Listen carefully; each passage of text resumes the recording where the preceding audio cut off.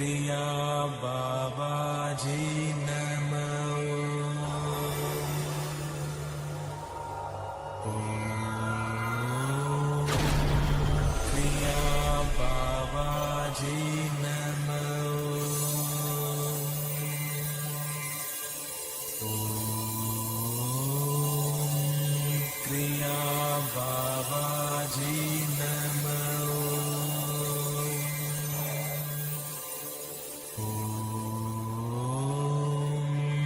Kriya Babaji Namo. Om Kriya Babaji Namo.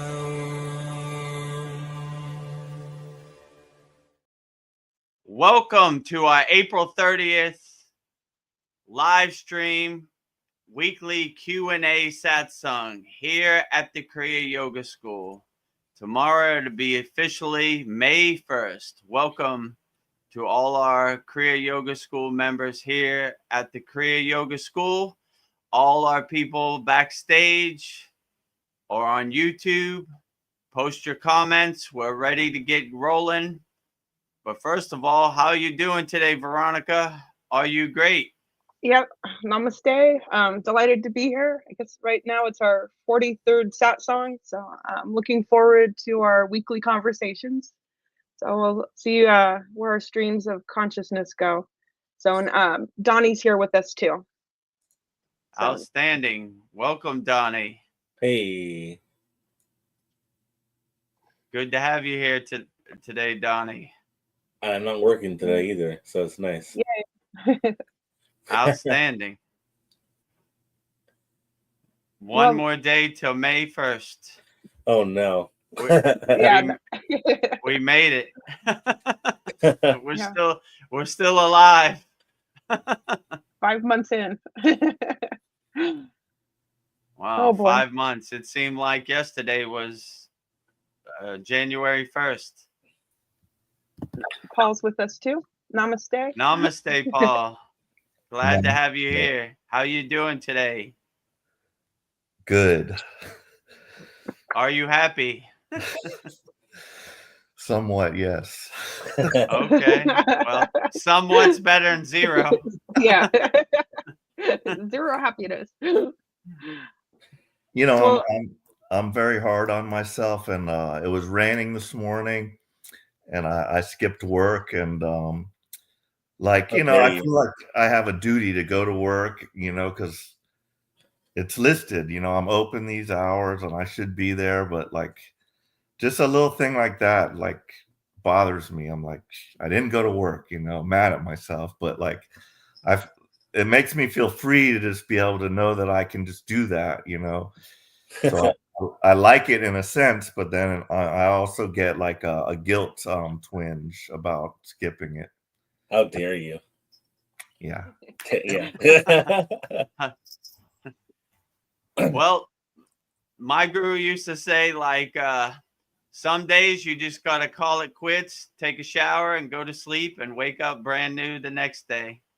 So, if you take a day off, then it's all good, Don't beat yourself up about it. Tomorrow's a new day. Start off fresh.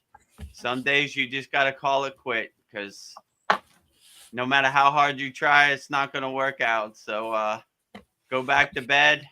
Don't beat yourself up about it. Don't punish yourself. Start off fresh tomorrow. That's every day you wake up, you get another chance. You get another crack at it. So keep on going. But it's rough out here, that's for sure. People look at me, Vedagurudev, like Vedagurudev don't have no off days. Oh, yes, I do. I go through it myself, So some days aren't the best days for me. Some days I reflect back on what I did, or I self-observe myself, look at myself in the mirror and say, well, that wasn't my favorite day, but tomorrow I hopefully I learn from my mistakes and I can do it better tomorrow. So wake up brand new, shake it off, and get back at it. But if you want to take a day off, especially you own your own business, by all means, put the sign up, close, and enjoy the sun or enjoy the rain, whatever it is.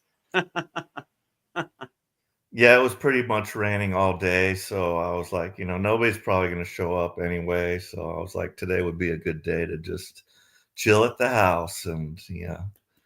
Yep. So I had a good satsang this morning, and then Nice. As the day progressed, I told myself I wasn't going to do anything today, as far as vices, but like by about 3:00, that was like, I didn't watch any TV either. I was like, I'm not going to turn on the TV. I'm not going to pay attention to my phone. But I couldn't make it past 3:00. By 3:00, I was like, I gotta entertain myself. And so, masters of distraction, as we say, it's like, it felt good just not to have that. Sometimes just all that noise and stuff coming from the TV. It's just, and the light from it also is just, it's like entering my brain and just so. Have you heard of Mara and his 3 daughters? What's that? Mara and his 3 daughters. It's something I read like yesterday or the day before, and it was really interesting. How I think, God, who is it? I think it's the devil of Buddha. So like, how Jesus has Satan. So I believe it's Mara is the devil of Buddhism, and Mara has 3 daughters, and it's his 3 daughters tried to tempt Buddha, and they represent one of them represents like distractions, so like such as cravings, and things like that, and it just reminded me of that. And I'm like, oh yeah, if you can get over these 3 temptations, more power to you. But it's hard. Like it's the whole point of the video was that like 99% of humans cannot overcome these 3 temptations, which is why his 3 daughters are so powerful. Well, that makes perfect sense, and I definitely feel that. It's just hard to just be in silence and just try to, commune with God, and just like leave the outside world, all the distractions behind. But little by little, one day at a time, at least like start lowering it down if I can, and then eventually I'll pass that threshold, I hope. I think everyone has a vice. Like some people it's distractions, some it's cravings. I think for me, mine is always like anger, out of all things. So like something will happen and I'll just be angry all day because of it. I'm like, I have to let it go. Just let it go. Yeah. For me, it's more, I have all the, I have the cravings too. And, my vices, alcohol, nicotine and stuff. But, I don't really get angry. So that's a good point. But, I tend to get depressed. And then if I drink the alcohol, then the depression comes on even harder. I'll start dwelling on the past and just stuff that's happened to me or whatever. And I'll just start just, I'm not, it takes me out of the present. Let's just say that. Oh yeah. So I'm actually thinking about trying to do, when Vedagurudev said that he did a 5-day fast, I was like, well, I don't think I can sit there and meditate that long. No way I can sit that long, but I think I could probably try to at least do a fast and try to cut some of these sugars and carbs and cravings that I give into too often. More of like a self-challenge. I'm like, all right, something to try myself or try my hand at it and see where it takes me. Kind of reset my body. yeah, fasting's great. And since I have done fasting and I had the discipline to be able to do it, then I don't see why I can't eliminate some of my other tendencies. I wonder if we could do like a whole masterclass, like monthly challenge. That's a good idea. Yeah. But yeah, so I had during my time this morning, I was thinking during my satsang, and I was just contemplating, self-reflecting, and I was thinking about laws of the universe, and I wanted to ask Vedagurudev if he thought what he thinks the laws are. I think there are laws. I think God has set up certain laws of the universe, like as far as karma and the laws of cause and effect. But like, what other laws do you think exist that were created by God to maintain order? I would say like, when I think of these things, I'm like thinking like God does not like chaos, so he puts in place things to, to stop chaos from happening. But anyway, what are your thoughts on that, sir? The laws of the universe. I would say, in my opinion, my favorite law is the law of love, universal love. Love, be compassionate, help as many people as you can, give selflessly to people. Just help as many people as you can. But I don't know if there's any real laws or guidelines that you should really follow. Like in our class, we had the yamas and the niyamas. Those are kind of the yogic rule set. Like the yamas, what you shouldn't do. The niyamas, the observances you should do. So it's kind of like a guideline, but I don't think there's any really solid any laws or rule sets. You should just try to be the best person and help as many people as you can. And I don't know how you could really go wrong with that, like if what people say is true and you go before the council of elders and they said, Vedagurudev, you help too many people with Kriya yoga, I'll be like, that is the problem I want to have. I accept. I helped as many people as I could, so just I was talking to Veronica. It's difficult out here. Like, like you wake up some days and you just don't want to do it. Like, I always want to go back to bed. Like, I don't feel like going into work today. It's raining. And like we always say, every day is a test as a yogi. You just got to kind of face it head on. But yeah, the laws of the universe. I mean, I'm not sure because I've never been given the manual of the universe. What exactly it entails. So I'm just trying to feel my way around in the dark like everybody else. Like, well, let's see what happens. I'm gonna try my best, and we'll see where it takes me. But I don't know. God never gave me a PDF of what the rules of the universe are. So, but I don't see how you could go wrong as long as you help people and do the best you can. That's pretty much all you can do. What about karma? Do you think karma is a law like that? Definitely, if you do bad will come back to you, and if you do good, likewise. And like I was telling Veronica, when I do my sadhana, I don't really think too much about karma. It's almost like how would my guru say this? If a tree falls in the woods and you don't hear it, did it really fall?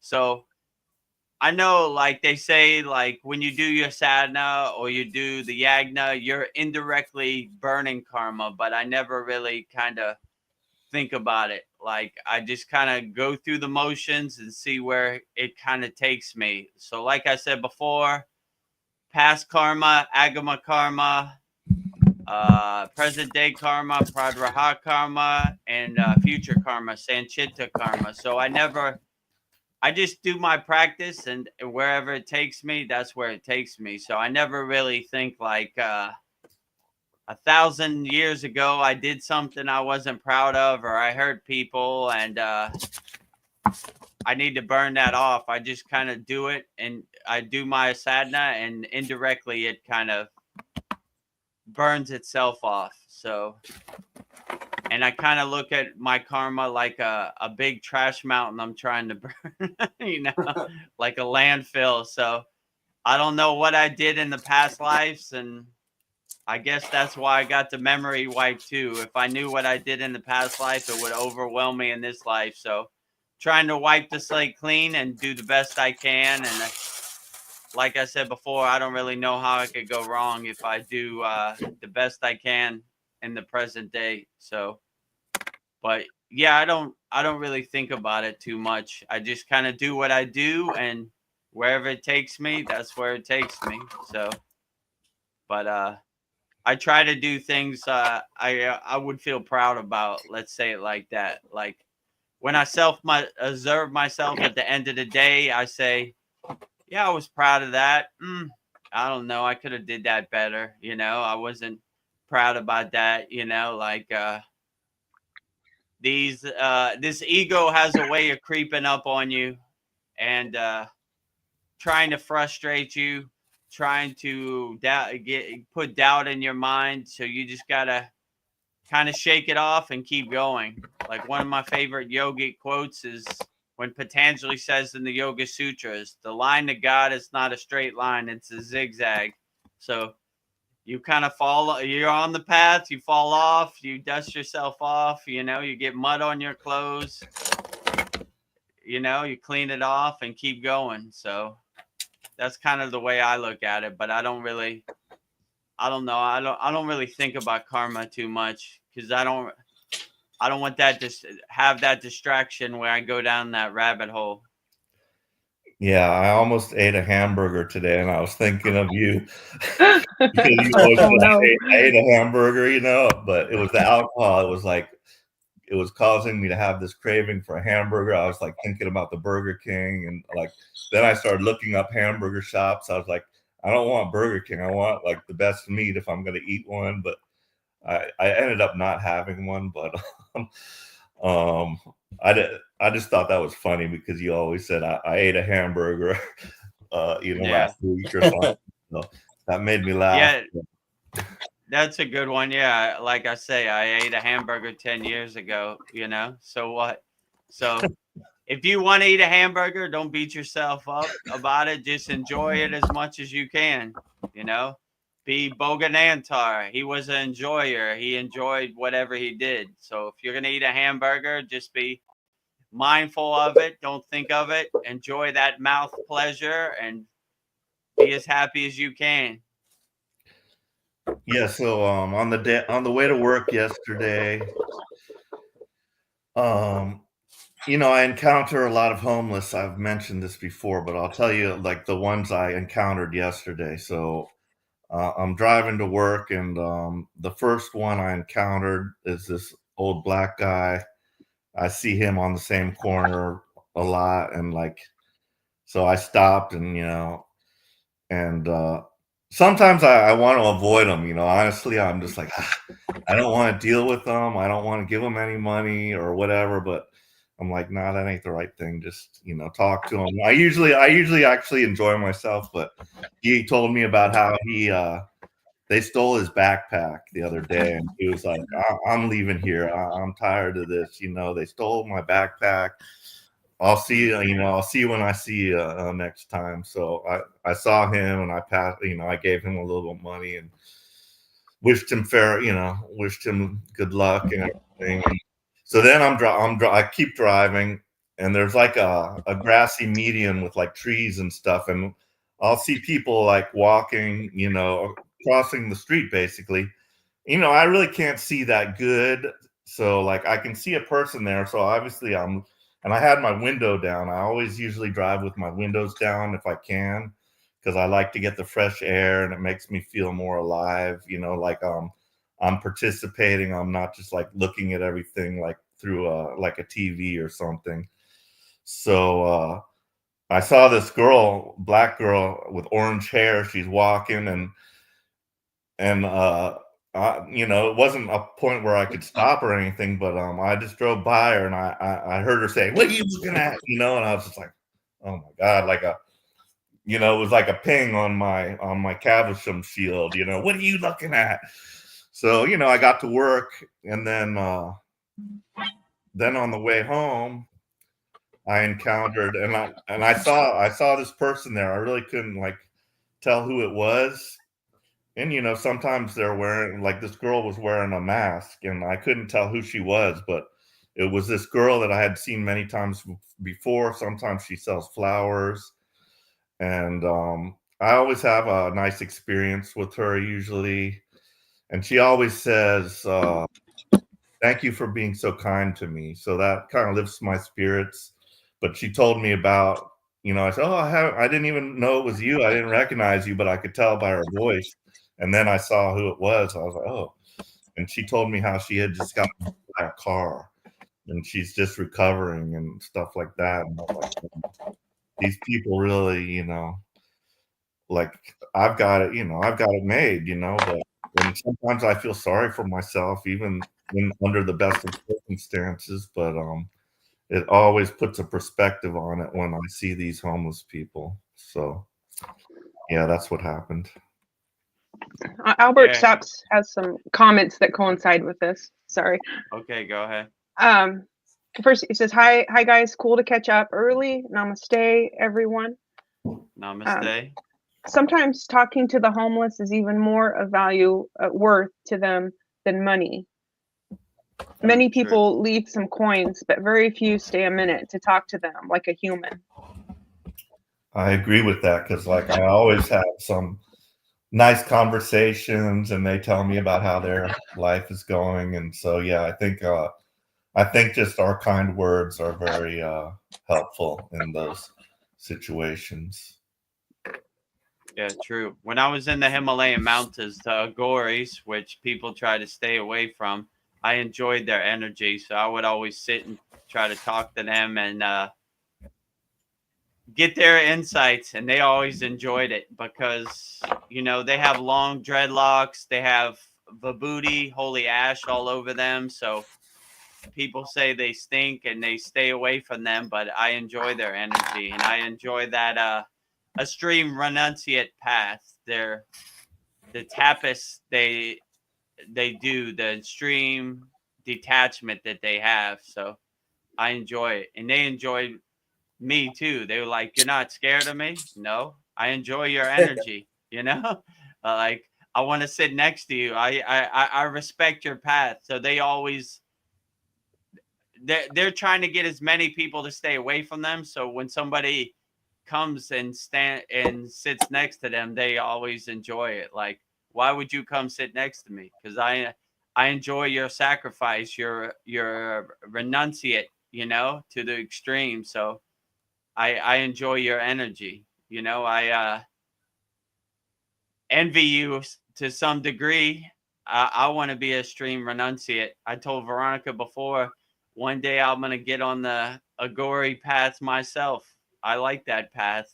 So if you see me sleeping in the cemetery with holy ash all over myself, you know what happened. Living your dream.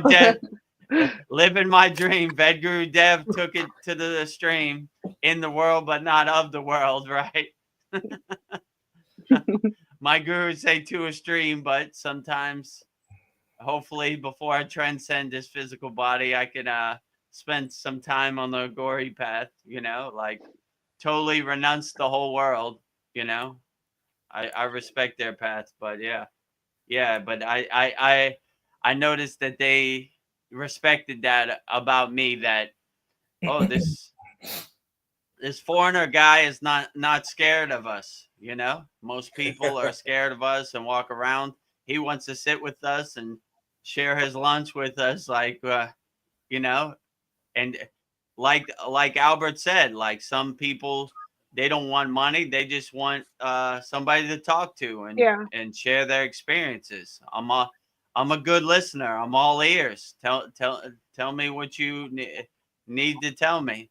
Most of these Agoris, they don't speak English, but they speak a dialect of Himalayan Hindi. so I need my guru to translate, but we enjoy their conversation, and they enjoy it too, because most people try to stay out of their way and walk around them.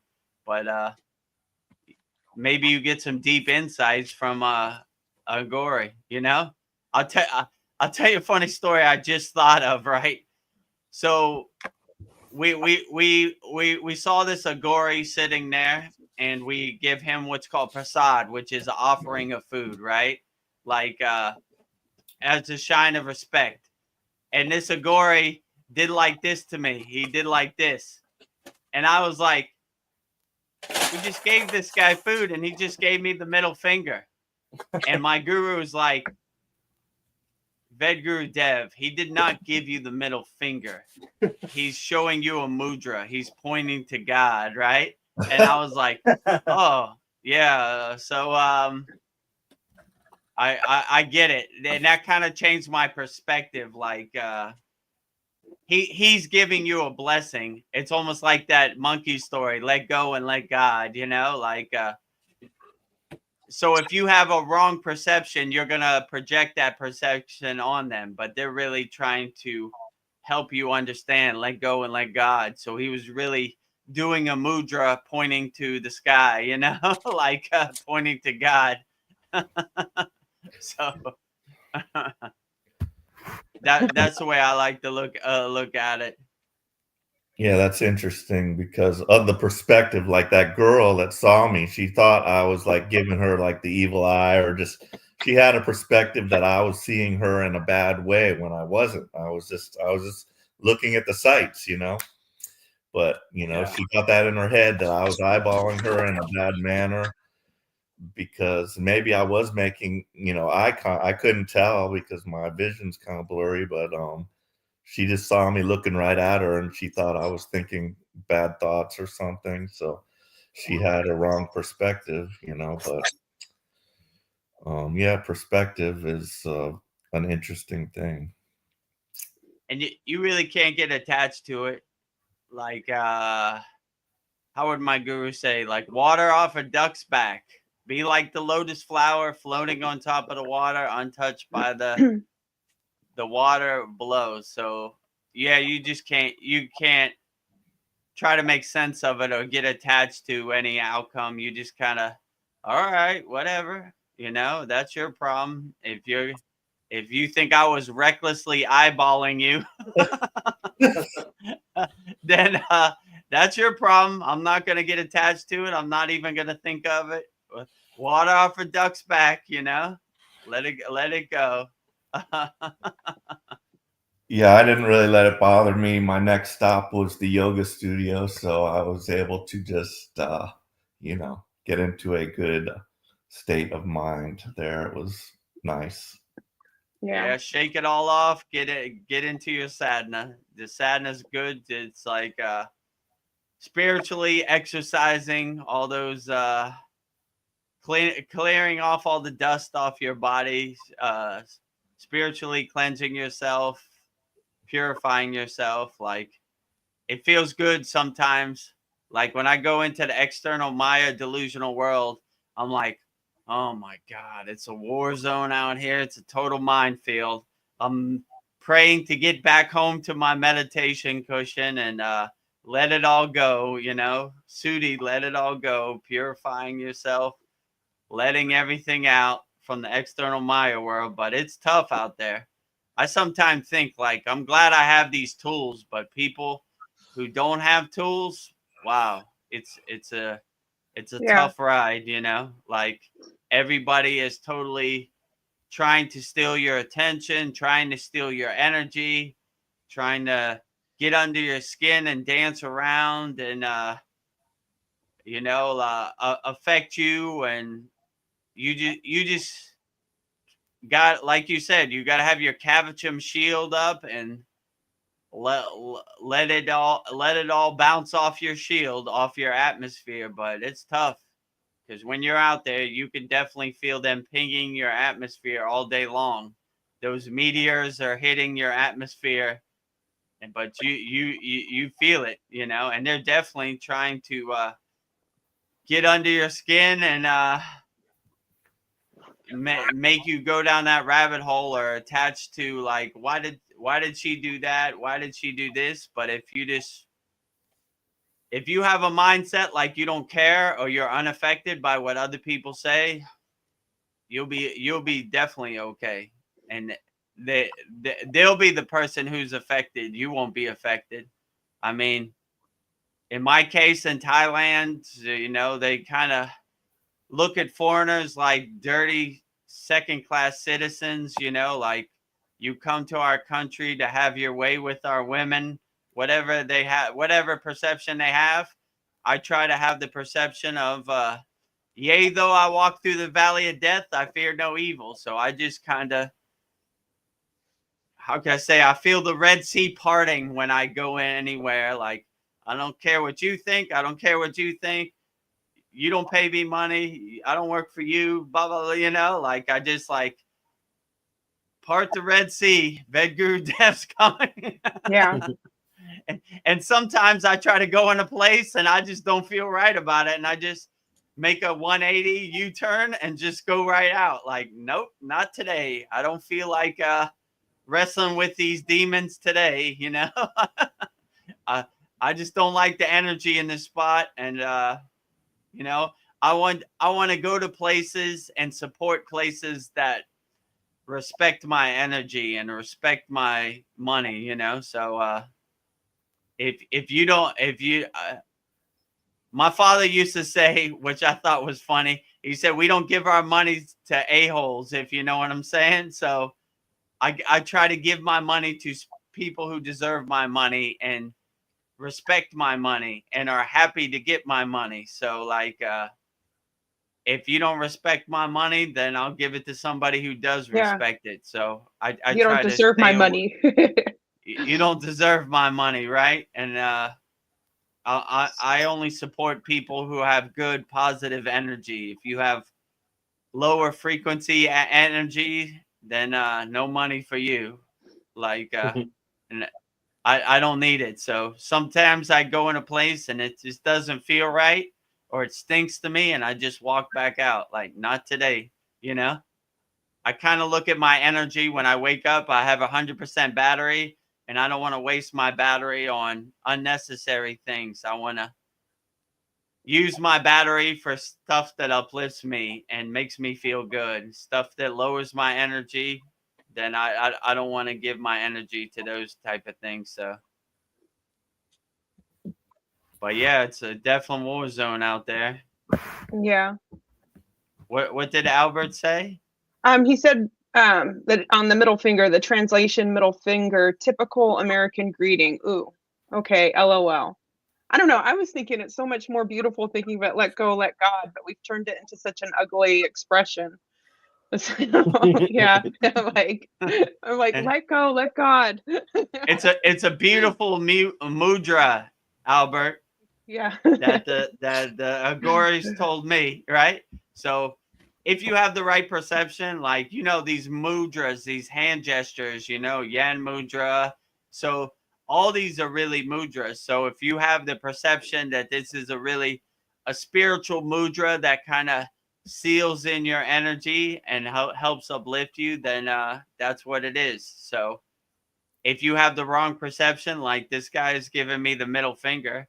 I mean, this Agori didn't even know what the middle finger was. So that he definitely wasn't giving me the middle finger. But even if he was giving me the middle finger, maybe I need the middle finger because I'm too much in my ego and I'm too attached to that perception. Like, let it go, Vedagurudev. Let go and let God. Like you think because you've been conditioned by the American conditioning that the middle finger is a bad thing. But maybe it's really a good thing. So, like, what would my father say when somebody gave me the middle finger? It's like, you're number one, right? Number one, right? So if you have that mindset, like you're number one, like, yeah, I guess I am number one. Thank you, brother. So it kind of takes the air out of their balloon, the wind out of their sails, when you have that better perception, like, oh, that's good. I needed that today. I am number one. Yeah, thank you. Thank you for letting me know. You're right. I am number one. Which So finger did the monkey use? Oh, he that's a used good question. he used this one. He used the index finger, but if the monkey gave me the middle finger, then I would appreciate that too. Look at that. A monkey gave me the middle finger. Maybe I am too much in my ego, and Yeah. if a monkey could see that I need to be more humble, then I probably do need to be more humble. So this monkey, you think of animals as lower frequency beings or less conscious, but maybe they're more conscious, right? Like I'm looking at the forest and I'm not seeing the trees. Maybe I do need to do some inner work, and I thank you for that blessing, monkey. So if the monkey gave me the middle finger, it's probably the middle finger I needed to get out my own ego mindset. So it's all about how you perceive it. And if you perceive a good thing as a bad thing, then it loses its pull on you, or its ego attachment. So in yoga, yogis always say live in equanimity. Like they don't see bad or good. They see everything is kind of equal and balanced. So I always try to keep that perspective. Like even if you give me the middle finger, I'm not going to give it any validity. I'm going to just enjoy it for the middle finger that it is, right? Monkey, homeless people, agoris, whoever gives me the middle finger, I'm going to just enjoy it. Yeah. So my favorite yogi is Boganantar. I was initiated in the Kriya Yoga in Sri Lanka, where he has his ashram and he has his yantra.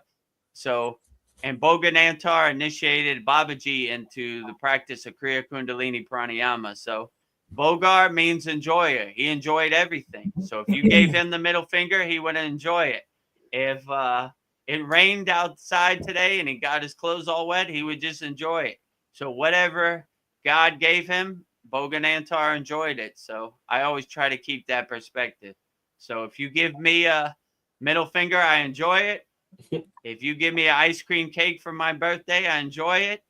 And if a 40 ounce is nice and cold in 7-Eleven, I enjoy it. So whatever you get, enjoy it. So, Yeah. and don't be attached to it. Like sometimes when I'm doing my sadhana outside, my morning asanas, a butterfly comes and lands on me, and then he flies away. I enjoy the moment me and the butterfly had together, and I don't try to capture it more. I just enjoy it for the time it was. So whatever you do, my friend, just enjoy it as much as you can. Yeah, and maybe even like having a sense of humor over everything, good or bad, just to kind of laugh at it. It's like a superpower. Like, oh, I got a flat tire today. I don't know, just trying to find the humor in everything. It's a good thing too. Yeah, most of these yogis, they're happy no matter what, and most people think they should be the most unhappy people, but they're the most happy people because they don't get attached to anything. I mean, they're not even attached to their physical body. They look at their physical body as like changing clothes. So, and my guru, he's always like happy, happy, happy. Like, like he'll walk past me and I'll be like doing like, I don't know, the full wheel pose. And I'm like, okay, can I come down, Baba? He's like, no, more happiness, right? Too serious. Don't overthink it, right? So, and he are you happy today for Vedagurudev? I'd be like, yes, Baba, I'm happy. Good. I'm happy. Stay happy. Are you unhappy? Yes, I'm unhappy today. It's like the record skips, right? Why? I don't know. I just don't feel good today. Feel good every day. Not so serious. You're thinking too much. No thinking, just doing. Stay happy. So it always help keep me in that mindset and that mind frame of always try to keep permanent happiness as much as you can, no matter what happens. And I always like when they say in yoga, no matter if it's the end of the world, don't let anything shake your samadhi. So no matter what happens, nothing could bother me now. Like Ramayana Maharishi said, when the Indian newspaper asked him to divine enlightenment, he said, nothing could bother me now. I can't be bothered. Whatever happens in the external world, I have no control over it. So getting angry or mad about it, makes no sense. So just let it go and try to keep a smile on your face as much as you can. If you get a flat tire, enjoy changing the flat tire or enjoy calling AAA or enjoy it for what it is. But it takes some work because it takes some work because you have to realize nothing really happens the way you want it to happen. Like most people think that these yogis, they have a perfect life because everything kind of aligns for them and happens the way. They just have a better perspective and they're more prepared and have the tools to overcome it when it does happen. So yogis go through it also,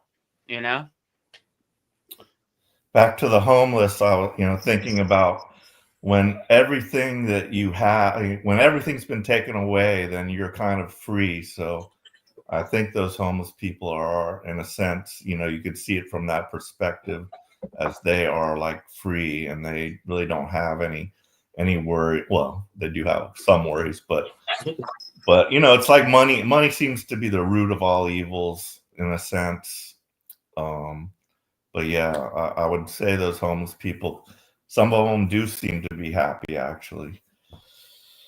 Yeah, like when I went to the Himalayan mountains, we never talked about money. I can't even think of one time that money was even a thing. It was just freeing. Like you didn't have to worry about a job. You didn't have to worry about mortgage or car payments or any kind of bills. You just kind of walked around and wherever it took you, that's where you laid your head. I mean, we had other things like, well, what are we going to eat today, or how are we going to protect ourselves from the very cold Himalayan weather or the elements. But besides that, it was pretty smooth sailing. Like you didn't really have anything you had to worry about. Like I can stay in this cave for as long as I have food to eat, and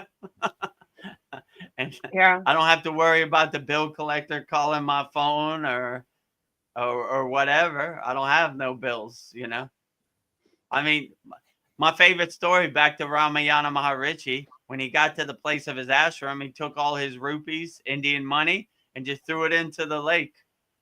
I don't want to touch this dirty money anymore. I'm going to be free of money. And he got his wish. So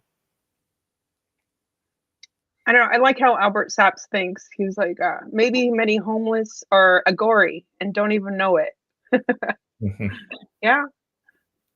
yeah, or maybe agoris are the most spiritually evolved people. Like my guru would say, we might not have a lot of physical money, but in the bank of Babaji, we are definitely spiritual millionaires. So maybe if these homeless people saw that this was a path that they need to really get back on track, they would use this as an opportunity to go inside themselves as much as possible. Like I told a story a while ago. There was one guy who was a big drug dealer, and he went to prison. And right when he went into prison, they put him in the, what they call it, the hole, the shoe, like solitary confinement. And when he was in solitary confinement, he found meditation and inner work. So when they came to get him out, he said, "Close the door. I'm not finished." So that's a good metaphor. Like sometimes this is the opportunity that you need. When the C word thing happened to me, I could have sat home. I could have watched a bunch of movies. I could have ate a bunch of donuts or whatever, but I really saw it as an opportunity to do my inner work. Like, this is the blessing I've been looking for. I had to stop my sadhana practice and go to work, but now I could really go as deep as possible. When I asked my guru, like, Baba, what do I do? He said, if you can't go outside, go inside. So that's the way I kind of look at it too. Maybe this is the opportunity. Being homeless, you don't really have any attachments. You don't have any commitments. You could just do your inner work as much as possible. Find a beautiful tree, ground yourself under that tree, and do the inner work and see all the beauty that is free and readily accessible to you in the present moment. So if I was homeless, I would take that opportunity to do as much inner work and find myself as much as I can. Yeah. The path of Kriya Yoga is called the self-realization path. So maybe this is an opportunity to realize your inner self. I mean, that's basically what the Agoris are doing. They're renunciating the whole world. They want to not take a shower. They want to stink as much as possible. They want to look as scary as possible. They want to sleep in the cemetery. They want to be as far removed from society as possible to do their inner work. So I respect that part of them for sure. Do you think more sensitive people are drawn to spirituality? But then I think about you, Vedagurudev, and you just had like a major Kundalini experience, and that like woke you up. And then I don't know, like people that hit rock bottom, they find spirituality. But I don't know. I was thinking, were you sensitive as a DJ, or were you like totally insensitive? I was totally insensitive. I didn't care about nothing but myself, you know? Yeah. I was totally consumed with my ego body. I didn't care about anything. I was anti-sensitive. I thought sensitivity made me less of a man. So I was totally in my ego and, I don't know, macho in my thinking. Like, the world revolves around me. I don't revolve around it. So that was more my mindset. So I didn't care about nobody but myself at that time. That was 100% for sure. So I wasn't sensitive to anybody else's need. I kind of pre-Kriya Yoga looked at everybody else like losers, and I was so smart, and they were so below me, you know, like I'm the king of the universe, and what are these peasants talking about? So yeah, I realized the error in my ways when I got on the path of Kriya Yoga, but yeah, I was definitely not a sensitive guy. So that's why I always say, if I could do it, anybody could do it, because I was the worst yogi in the history of the universe.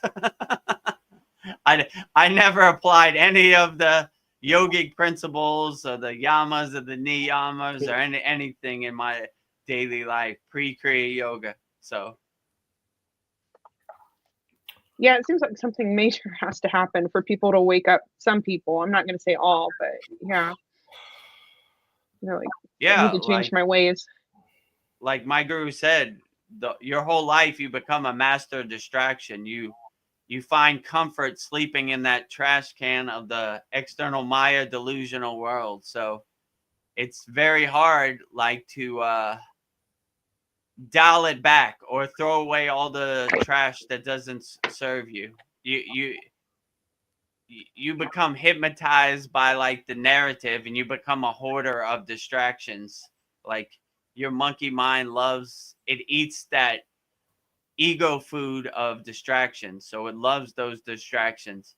So you collect all this trash mountain of distractions your whole life. So to burn that mountain down and go back to zero takes a little bit of work, but it's definitely possible. If I could do it, anybody else could do it. That's for sure.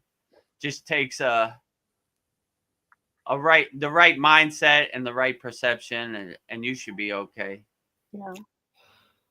Yeah, like I was a member of Alcoholics Anonymous, and what you said about people hitting rock bottom, and that's when they crawl through that, they come through that door. Sometimes they're crying or whatever, and it's that program really helped me spiritually, because it's a spiritual program and it shares a lot of the same principles as yoga does.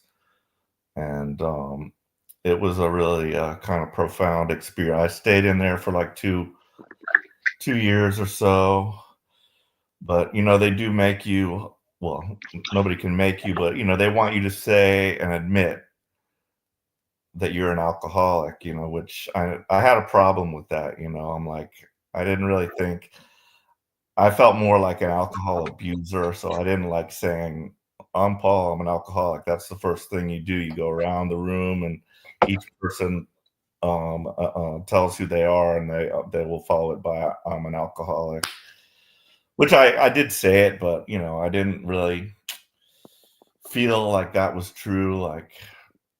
But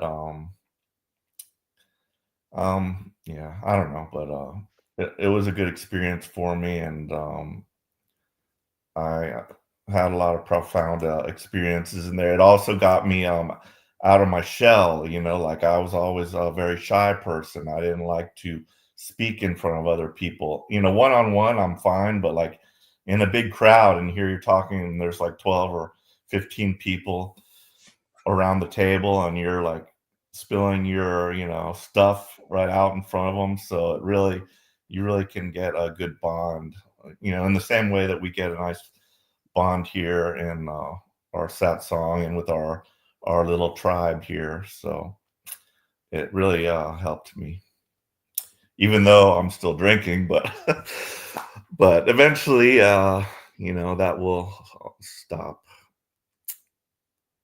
Yeah, that's why, like, I like what you said. Like, I like these satsangs because it's hard to find like-minded people on the spiritual path or on the same level where you can let it off your chest, because you can't really find people on the spiritual path that can relate. So it's good to have somebody that some people or some community or like-minded individuals that you could talk to and get it off your chest. Like people who understand. Like if somebody says like Babaji told me this or that, I would say, yeah, I understand, because he's told me too. So I I understand where you're coming from. But yeah, it's sometimes good to get around like-minded people or a community that can help uplift you, and they understand what you're going through because they've been through it themselves. So Yeah, it's so good to have that experience. they call us chip collectors, and these are the chips that I collected. Each of these silver chips Mm. are failures, supposedly. These are times when these are all silver chips, each one. And then here's a green one that, indicates a certain amount of months that you passed. And then there's different colors, so that's like my history of AA right there. A lot of restart, back to zero.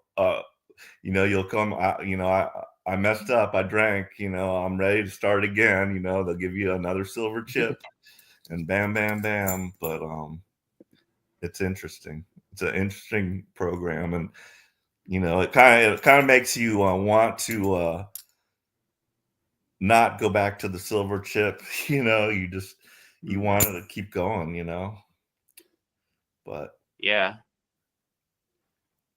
Well, I'm glad that AA helped you overcome. Yeah, sometimes you need people who have gone through what you're going through at the present day. Like that's also why I like our school also, because like I also say too, like all the questions that all of our members have had, I've had myself. So I've had many silver chip moments my damn self, right? Yeah. I've questioned this path a million times. So if I had a silver chip for every time I questioned why am I on this path? I'd probably be a millionaire in the silver chip bank, you know. so even me, I go through it. So yeah, but it's good to have that perspective and just keep going. And like, yes, sometimes you don't want to go back to that silver chip. Like, I got enough of these silver chips. Let me just keep on the green chip, you know. I want more greens. I don't want more silvers, you know. Absolutely. Yeah, it's hard to look at yourself and face yourself. Like, I don't know, I have a lot of stuff I need to face. I feel like the Kriya Yoga schools helped me face a lot of things that I didn't want to face because I am a work in progress. So, yeah, it's good to go in the bathroom and just look yourself in the mirror and say, all right, well, let me face myself and let me try to do my inner work, and tomorrow's a new day. Try to do better than I did today, and face myself. But yeah, that's probably the hardest thing, like realizing your true self. And it's a lot easier and a lot lazier to blame other people for your own things that you should take responsibility for. So my guru used to say, instead of pointing at other people, point that finger right at yourself and do better and take responsibility and say, I could do better. Like, I don't want to blame anybody else. I need to do better, and I need to do my inner work, and I need to take the high road, and I need to take responsibility for the actions that I do. So yeah, but it does take some work, you know. Those demons are hiding in the closet. Those skeletons are in that closet, and it's hard to open that closet door and address them. But it's possible. If I could do it, anybody else can do it. But I'm still, like I always say, I'm always a house under construction, never finished, right? yeah. There's things I could do better, there's things I could do worse, you know. Just keep going and try to do the best you can. That's all you really can do in the present moment. Yeah, I like what you say, like, go down to your basement and move those boxes out. I like to, like, imagine, like, burning them and just watch them go up in smoke. Like, clean the Light basement your Yeah, out. house on fire. yeah, like my guru always used to say, go down to your basement, open the windows, sweep out all the dust. You got all these boxes in front of your door to God, throw them all away. They're not necessary.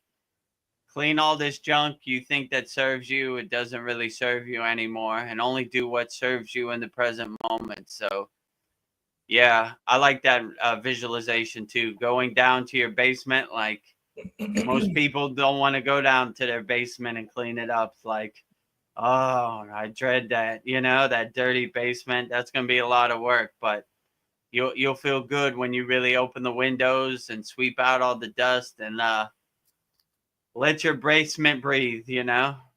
All those boxes that are blocking the door to God, throw them all away. They no longer serve you.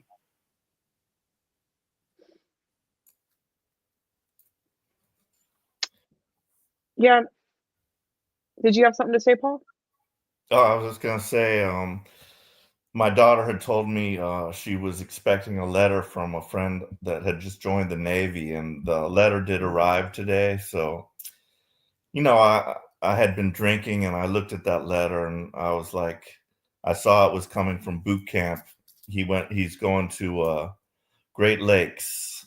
Now that's the only boot camp, but back in the day when I joined, I went to my boot camp in Orlando, and there was also one in San Diego, but now it's just Great Lakes, and we used to call it Great Mistakes because it's freezing there, you know, and nobody wants to deal with that kind of cold and harsh weather.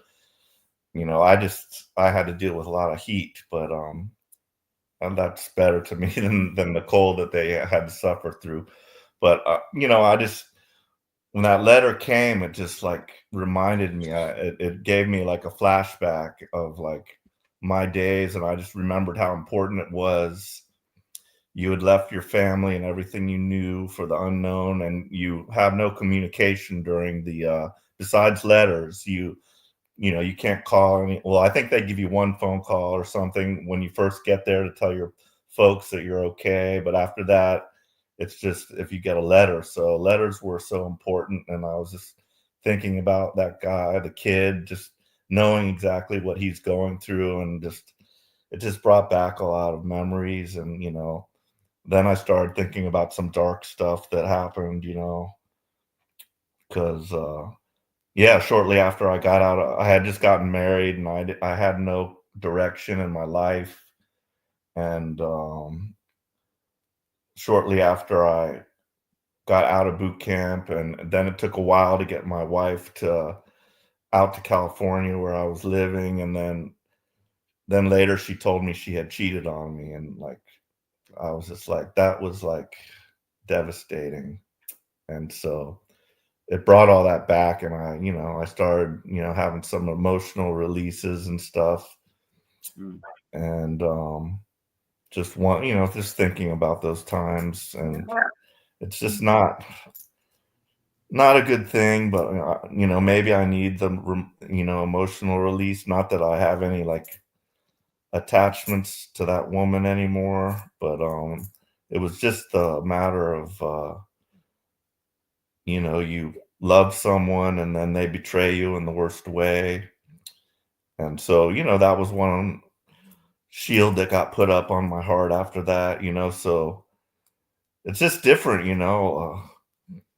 Like when you're young and you're first in love, like it's hard to get that same feeling back. Once love, you've had it, and then it's been shattered and things like that. So all those thoughts hit me, and so I don't know if do you think it's good to release emotionally in such a way? Yeah, definitely get it all out. Like you don't want to hold on to that. How would my guru say this? He was like, you don't want to carry this trash with you. You want to throw it all away. You want to let it all out. So it's good to not keep it inside. It's good to like emotionally release all the emotions out. Let them all go. Like don't keep them inside. Like let it all go and exhaust all those emotions out of your system. Like that's why like Patanjali's emotional release technique is a good technique, because it helps you to realize that this doesn't serve you anymore in the present moment. Like you said earlier, like I ate a cheeseburger 10 years ago. So what, so it's good to go down memory lane sometimes, but more as like a detached witness instead of getting emotionally evolved. Or sometimes you need to exhaust those emotions and just let it go, like almost like water under the bridge. Like like in my house, when I go up my stairs, I have pictures of me going up the Himalayan mountains. So every day I go up to the second floor, it's like I'm walking up the Himalayan mountains, and every day I come down, it's like I'm coming down from the Himalayan mountains. But it's good to I like taking a trip down memory lane, but I'm not really attached to it. So you just kind of, like I said, go down to that basement and throw away all the stuff that really doesn't serve you. That's why I like our Yagna too. You really see like all your problems go up in smoke and no longer serves you. So it's a good way to kind of emotionally release all that and get that out of your system and let it go. Then I've got with my last wife, it was a different story. She never cheated on me, but we just kind of grew apart. And like at her age and our age, I would say, I'm 61, and she's a few years younger than me, but that's still kind of old for a woman. And she had put all her eggs in my basket in a sense, and like I feel like guilt over that. And like the other day I saw her, she's at the shop, I pay rent to be there, and she still runs her real estate business out there. And I just saw her sitting there in the office. And as I'm driving away, a wave of guilt hit me, and just thinking, sadness about the way that ended.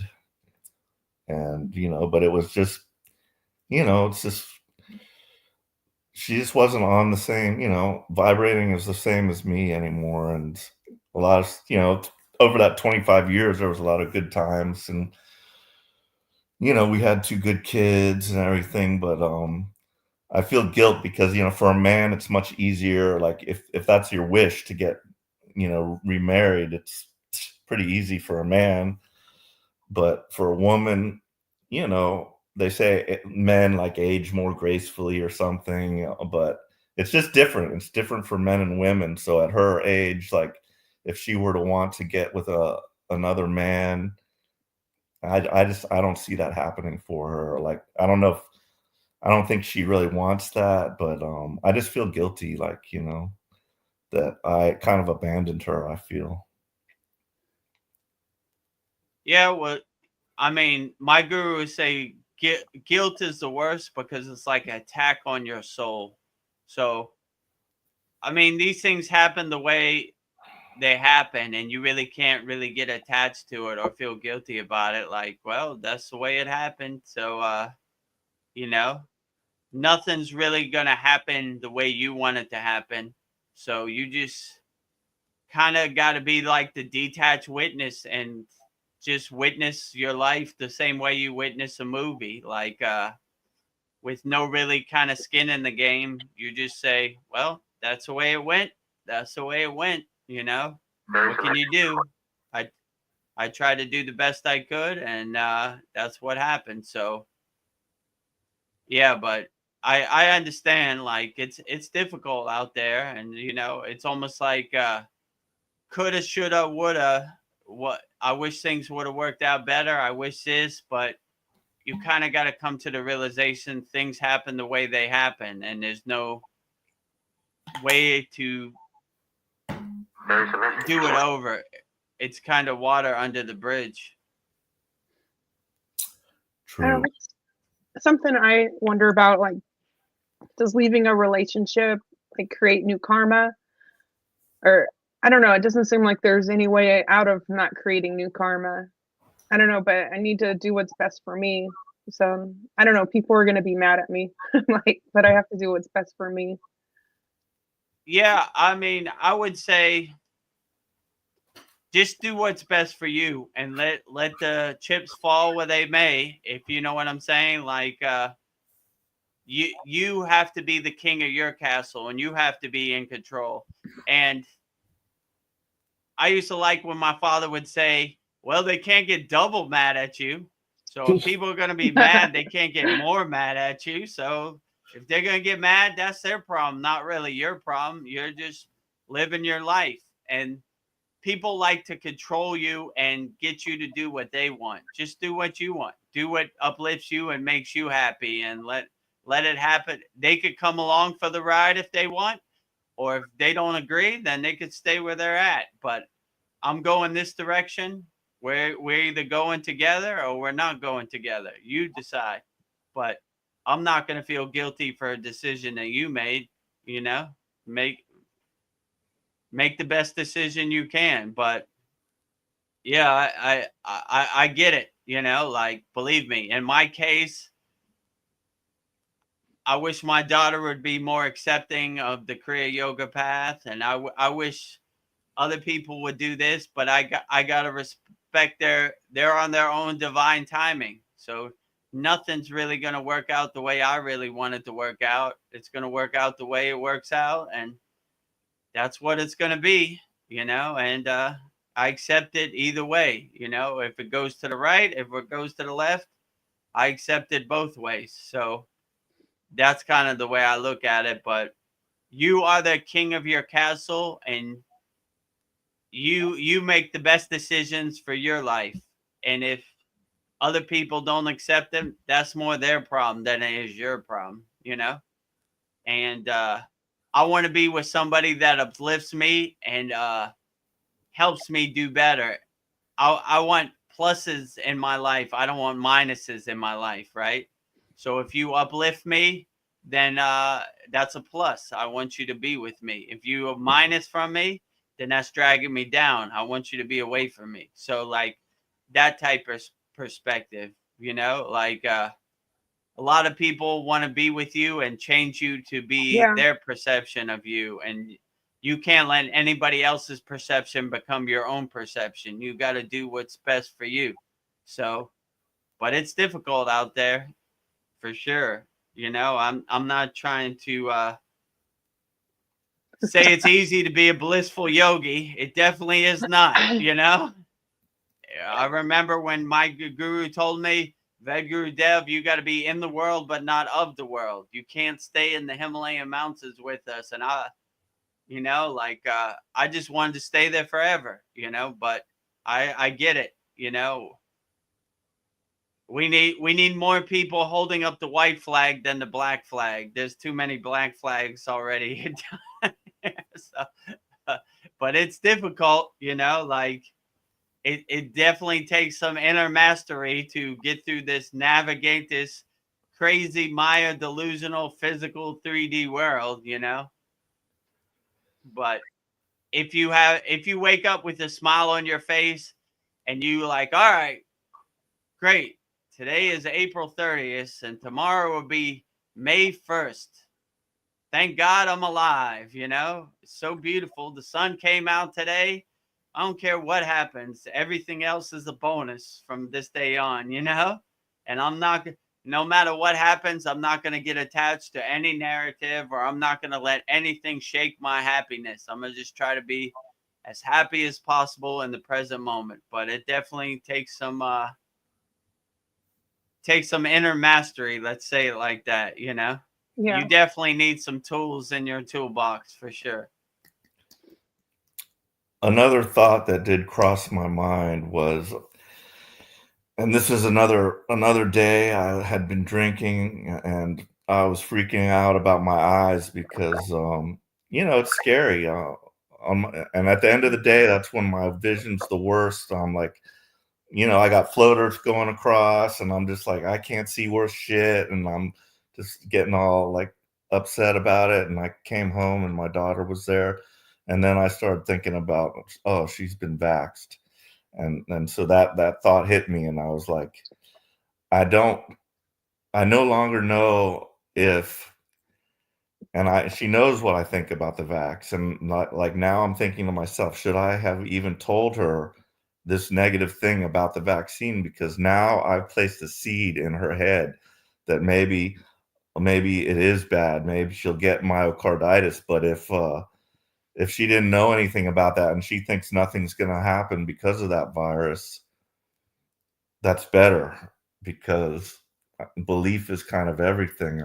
I think in a way, kind of like the placebo effect. So like, I don't know if I should say anything bad about the vaccine, but you know, in a sense, I have to, as her father, tell her I don't think she should take the vaccine, but she's in a situation where she has to take it. So I really don't know what to do in that instance. I don't know.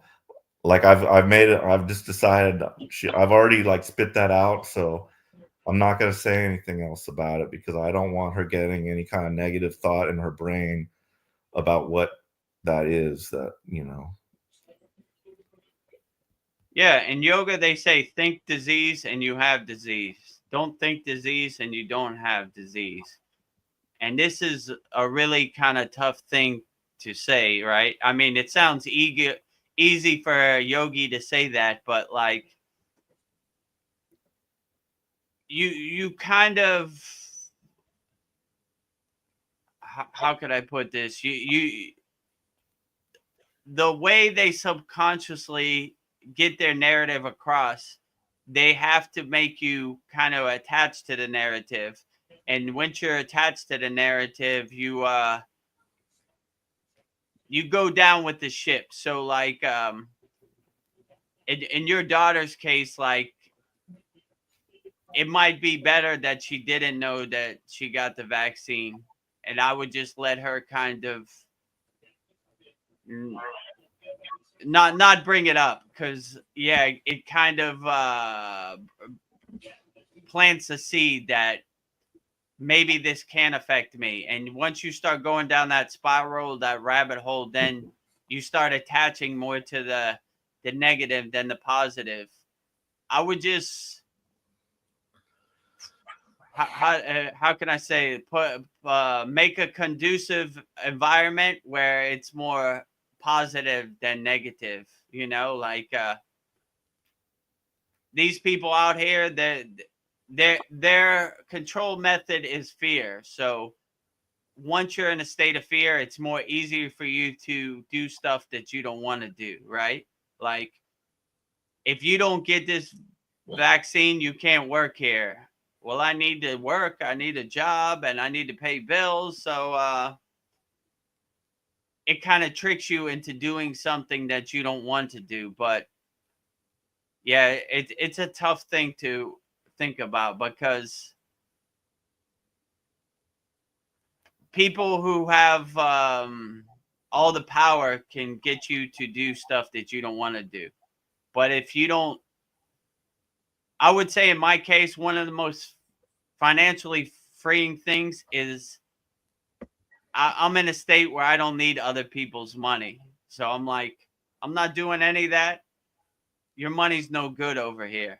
But when you're in a state when you need other people's money, then you're more easily controlled, because you do stuff that you normally wouldn't agree with. So my father always used to say, we want to get to a place where we have FU money. we don't need other people's money, you know? Like, no, your money's no good over here. And that's like one of the most liberating things. Like, I'm not doing any of that. Like, I don't know. Like, I want you to hurt a child so you could get some money. No thanks. Your money's no good over here. I'm not hurting any innocent soul. I'm not doing anything. I don't want your money. Take this job and shove it. But I mean, it takes some work, you know. Like, it sounds good on paper, but when you go to the electric company and like, yeah, I quit my job because they didn't understand me. They're like, well, no electricity for you. So it takes some work, or I don't know. It's a difficult thing to say, but I understand. Like, believe me, my 15-year-old daughter, I would like her to not get attached to the narrative, not, you know, not believe what they say on the internet.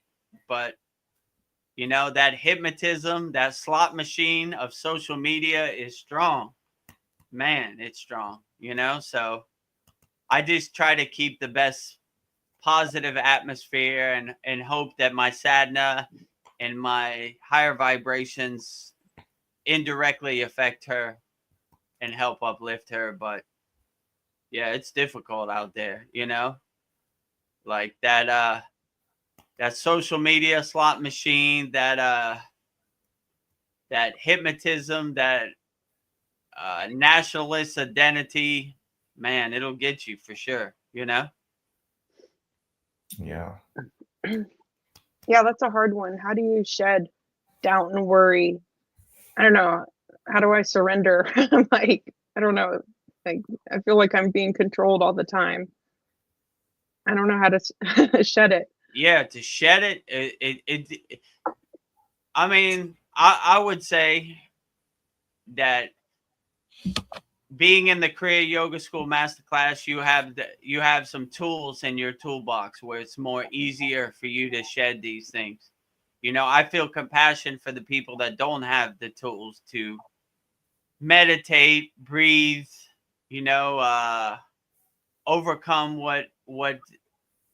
having the mindset and the perception that this doesn't serve you in the present moment. So like, it's definitely a war zone out there. And even in my case, I'm like, oh boy, I'm going to have to go out there into the world in Thailand, and I'm going to have to go buy some groceries or go buy some food. And man, I know they're out there. They're waiting for me. They're driving. There's no traffic laws in Thailand. They got a million motorcycles. They're all driving the wrong way. They're, you know, like it's a total chaos and war zone out there. And they're gonna try to get in my skin and dance around. When I go in the store, there's gonna be somebody who has a mask on, and they're gonna see me, and they're gonna tighten up their mask, the virtual signal that I'm more inferior. I'm more superior to you, and you're lower than me, and you're just a dirt bag, and I'm the cleanest, most purest individual. And you know, my girl used to say, "We're 24 hours a day yogis. We don't take advice from Sunday yogis," if you know what I'm saying. So it's the same thing as in America, right? Like people go to church on Sunday and they think they're superior. Like, oh, I went to church. I know what God is way more than you. Like, so they're always trying to project that superiority onto you, but you can't let it get to you. You just gotta. Yea, though I walk through the valley of death, I shall fear no evil. You know, so just let the sea part and let them not affect you. But it definitely takes some work because they're coming for sure. Even in my case, I feel my cavachum shield getting pinged all day. It's like a meteor shower. Ding, ding, ding, ding, ding, ding, ding, ding, ding.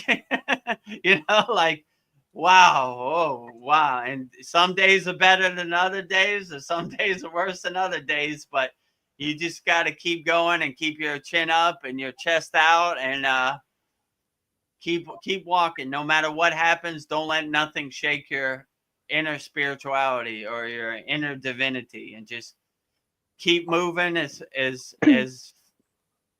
much as you can, and don't look back. Just keep moving forward.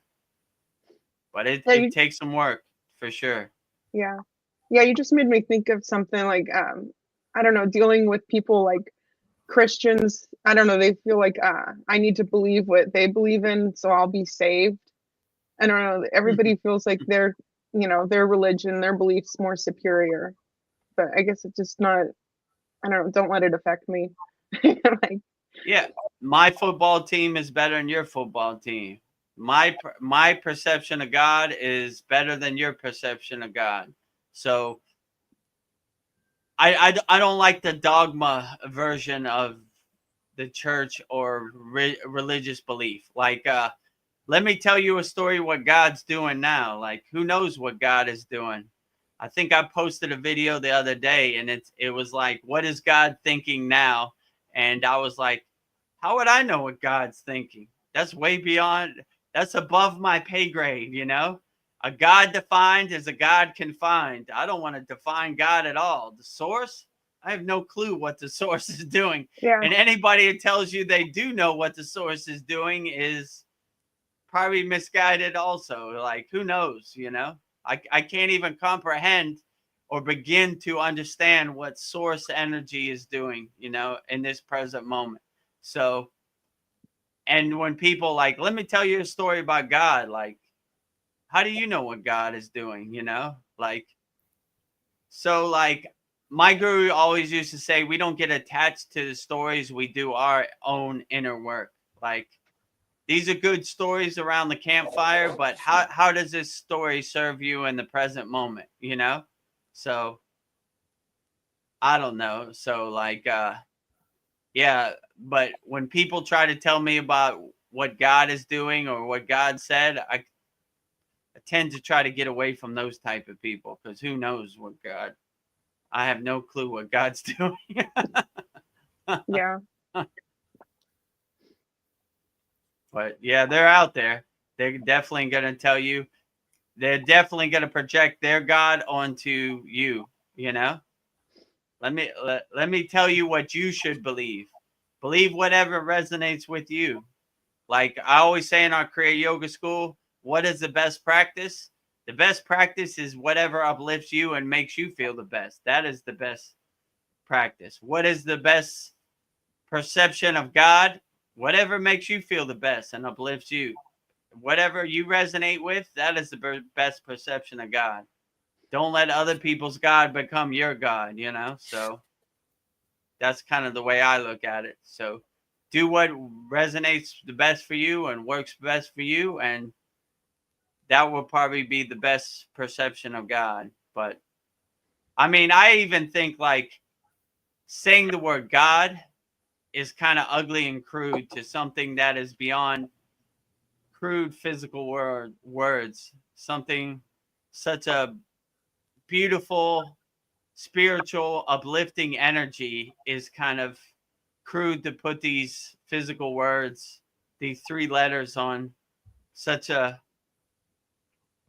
magical divine being, let's say it like that. I mean, in my perception, I can't say for sure, but yeah. So that's why I like when the yogis say a God defined as a God can find. I definitely don't want to put God in a box. This is the name that God goes by. This is what God is doing. This is what God said. This is God's direct email. I want Yeah. no part of that ego play at all. You know, I have no clue. You know, that's my best answer. So when I watched that video back the other day, I was kind of laughing. I was like, I have no clue what God's thinking or what God is doing or anything like that. So yeah, don't let other people's God become your God. Let's say it like that. Whatever God makes you feel the best and uplifts you and helps you get you through the day, that probably is the best God. So when people ask me what is the best mantra or what is the best God to pray to in yogic tradition, I say whichever one resonates the best with you, that is the best God. And I don't want to judge anybody's God. You know, whatever works best for you, that is the best God to have. So that is the best mantra to have. Whatever God makes you feel good and gives you that inner uplifting, tingling feeling, that is the best God, I would say.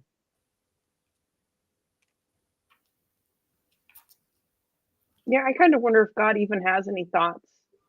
Maybe God, it's just like I don't know. Why would God? I don't know. I don't even can. I have nothing to verify. Why would God even? God, I don't know. Yeah, Yeah, true. I don't know. This is another God question you can't even answer. But if God wanted us to receive moksha, like liberation, why did He create? Or I don't want to say He. Why did He Maya be created? I don't know. Is that just to test us? I mean, I can't say for sure. In my opinion, you need some kind of how would I say this? Can contract how would I Yeah, contrast like in your life, like you if everything is bliss, you can only know bliss by not having bliss, right? So if there's no depression, you have nothing to really kind of compare it to. So you kind of need some suffering because you would take bliss for granted. So you kind of need that contrast to compare like what is good and what is so-called bad, I would say. Like without no contrast, you wouldn't know the difference. You would take for granted the happiness and bliss you have. But if you've been in a place of depression or suffering, you kind of enjoy the breath of fresh air that bliss is when it comes. Let's say it like that. So I I think, in my opinion, I can't say for sure, but I would just say you kind of need that thing to compare, that measurable thing, that gauge, so you know what is right and what is so-called wrong, I would say. But that's a tough question to yeah, ask, right? You know, like, I mean, that is always the main question. If God is so good and He is so powerful, why is there suffering in the world? Why does children have to go through suffering and this type of thing? And this is a difficult question to ask. But I would say, in my opinion, that to know what true enlightenment is or true bliss is, you kind of need the contrast of, all right, I've been in suffering, I've been in depression, so I know what that is. I don't want to go back to there. That's like going to jail. I want to go be a free bird and I want to fly. I don't want to be a bird in a cage. I want to be a bird that flies and feels the sun shining on its wings, So, but yeah, this is a question that's difficult to ask, Yeah. answer, like, I mean, this is the part of the timeless question of God that's been asked since the beginning of time. So Yeah. Why? why do I need to go through all these trials and tribulation? Wouldn't it be a lot easier to just all my bills were paid and I could just sit in the cave in the Himalayan mountains and just enjoy myself, Why do I have to go through these stages or these different levels of so-called suffering before I can ascend? Yeah, Yeah. I agree with your statement. Like, it's a contrast, between, just you have to like have been there and been able to see the evil and stuff to really get a greater appreciation of goodness and everything like that. And there's a Bible story, who knows if these are true. And I know one being is not made above another being, but they said that the fallen angels were jealous because we were created to be like above them by our experiences that we experience here. Like, we were made in God's image, and the angels did not get to come down here and like do the human experience thing. And so that's why some of these fallen angels, they were jealous and, they wanted to run the show themselves. But that sounds like a likely reason for us to experience the contrast. Yeah. Makes sense to me. Yeah. And yeah, sometimes even on my path, like, how could I say? I feel like certain beings, astral beings, look at us who are really doing the physical work, then like as almost kind of heroes. Like, wow, we're up here on our cloud, but this guy is really on the front line doing the inner work. Like, he's really down there with all the all the Maya and the delusion and all the suffering and the depression, and it, like, he's really doing the work. He's not talking about it, he's there. So that brings up a good question. Like, do you think we volunteered to come down here, or was it like we have to? I mean, I can't say for sure, but in my perception, I would say that I basically think that I would say what people say about the soul contract kind of resonates with me. I mean, I sometimes doubt it. Like, why would I sign a soul contract to go through all this when, but it gives you more of a contrast. Like, I know from a physical 3D perception that, because I experienced it, I know what it's like to go through suffering and depression because I've experienced it. That's why I don't want people to think like I'm this blissed out yogi because I'm a Kriya yogi and I'm on the path. I've been where they've been. I've asked the same questions that they've asked. I know exactly how they feel because I felt that way myself. So I think I would say, in my perception, I think, like, reflecting on it, that I made a soul contract to go as far off the yogic path to see if I could find my way back. And it was almost like a breath of fresh air. Like Babaji was like, what took you so long to get on this path? Man, you were having too much fun. I thought I almost lost you to another reincarnation. So that's kind of why I felt like, man, if I don't wake this guy up from his Maya delusion, he's going to stay in that delusion. And we're going to have to go through this again and again. Let's just try to wake him up. And when I did wake up, I did felt like a breath of fresh air. Like, oh yeah, this is what I was supposed to be doing. So I would say, in my opinion, I think I did kind of sign a soul contract. Like, well, if I'm going to go back, I'm going to go as far off the path, and I'm going to go as far in my ego as I can. If I can find my way back, then I'll know I'm on the right track. So, but yeah, I in my opinion, I do think you sign a soul contract, you know, but that's just my opinion. I could be wrong.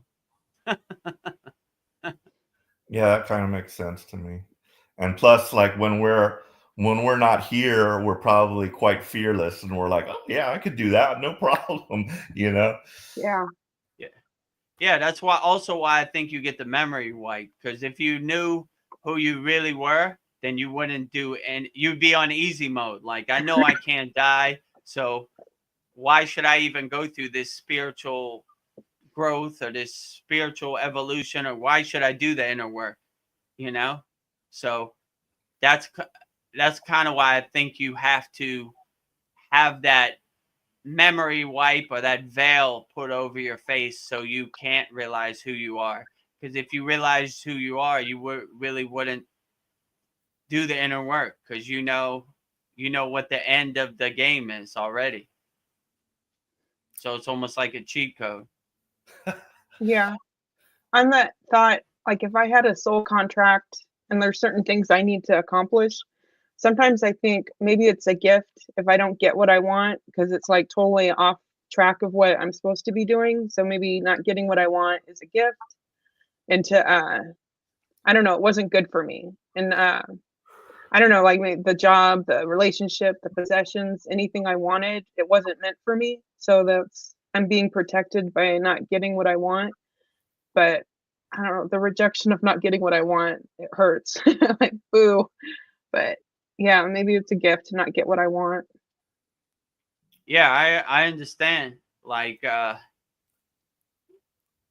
this world doesn't really happen the way you want it to happen. It happens the way it happens. So, like, sometimes things you think you do want almost become a gift when you don't get it, because it kind of gives you that cheat code or that lightning path where you don't, you know, if you could win a marathon in the first 500 steps, what would be the point of going through the whole process of the marathon? So it's more of you begin to realize it's more of a marathon than a sprint. Like, these are some things you need to go through to greatly more appreciate the spiritual path than not appreciate the spiritual path. But it's difficult.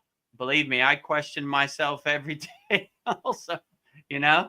It's difficult out here. Am I doing the right thing? You know, why should I do all this work and not really see any benefits from it, and this and that? And you just got to have the perspective, keep going and see how far this thing takes you, and enjoy the ride. Be an enjoyer. Enjoy it for what it is.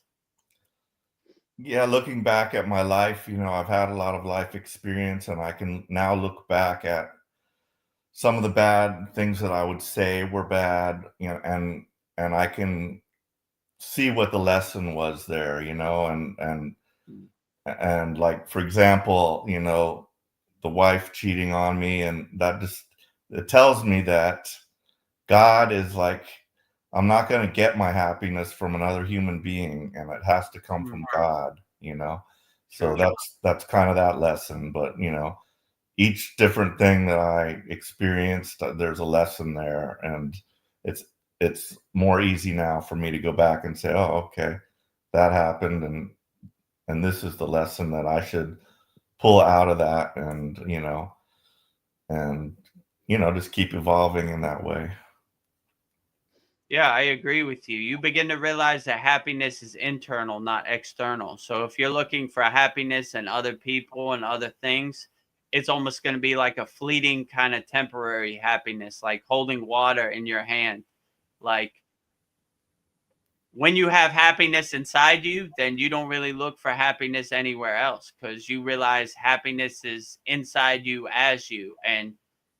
But there are a lot of psyops and mind tricks to try to get you believe this will make you more happier. If you do this, this will make you more happier, because those master manipulators in the marketing space realize that if you realize you already have happiness, they can't sell you happiness. They can't monetize happiness, because you already have all the happiness you need inside you as you. So all you have to do is really unlock it or realize it. But yeah, if you're looking for happiness externally, it's only going to be like a temporary band-aid or a temporary fleeting kind of happiness. But when you carry happiness with you 24 hours a day, then no one can really take that from you, because you have happiness. And when someone tries to sell you happiness, you realize it's a lie and it's a joke to you almost, because they're trying to sell you something that they don't have. But it's powerful out there. They got a lot of tricks and buzzwords and hooks and all kinds of stuff, to trick your mind, to your subconscious. For sure. Just to let you guys know, Donnie left. He says, namaste to everyone. I'm hopping off early. Love you all. Love in all we do. Love you too, Donnie. Yeah. I'm happy you came. Yeah, happy you came. Yeah. I'm gonna stretch out my feet for a second. Yeah. The more the merrier. Yeah, the more the merrier. A question we always ask is like, why am I here? And like, I don't know, like maybe it's like to share our gifts, or I don't know. We do have a purpose, just trying to figure it out. Like, what is my mission here? And I don't know. It seems like everybody wants to know what their purpose is, but I don't know. What would you say to people that don't really have any aspirations and have no purpose? They don't want to have a purpose. I don't know. Some people don't seem to want anything. Like I don't know. I mean, I don't really have a purpose. I'm just kind of going with the flow myself. Yeah. So, I mean, I would say trying to make too much sense out of it, you'll probably get disappointed.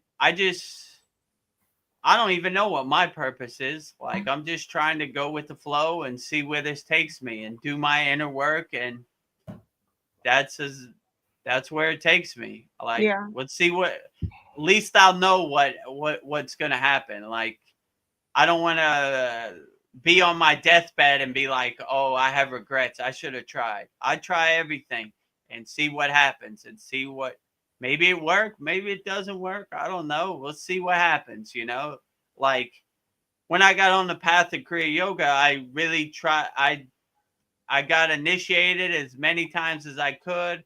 I got it certified as many times as I could. I wanted to learn every asana. I wanted to learn every pranayama. I wanted to learn every meditation, every mantra, so I could have a wealth of knowledge that I could see, right? I want to know everything. So if somebody told me, like, if you open your third eye, it's dangerous because you're going to let demons in, I'll be like, nah, I know, because I've experienced the third eye. I've done the practice of opening the third eye. So those ghost stories that you're telling doesn't resonate with me, because I have my own experience. So I don't want people to tell me about what different asanas are. I know what they are because I did them, So when you have that wealth of experience, then no one can really tell you what is right or wrong, because you know for yourself. But yeah, I mean, my guru used to always say, too serious, Vedagurudev, too much thinking, not enough, less thinking, more doing, you know? So I don't even know, like at this point in my spiritual evolution, I don't even know what my purpose is, or I'm not even really trying to think about it. I'm just doing what I do and let it lead me where it leads me. And that's where I'll be.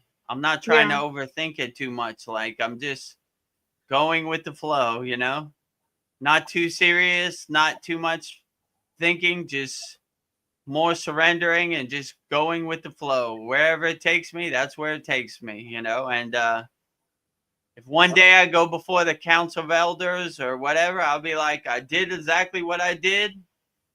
Turn the page, you know.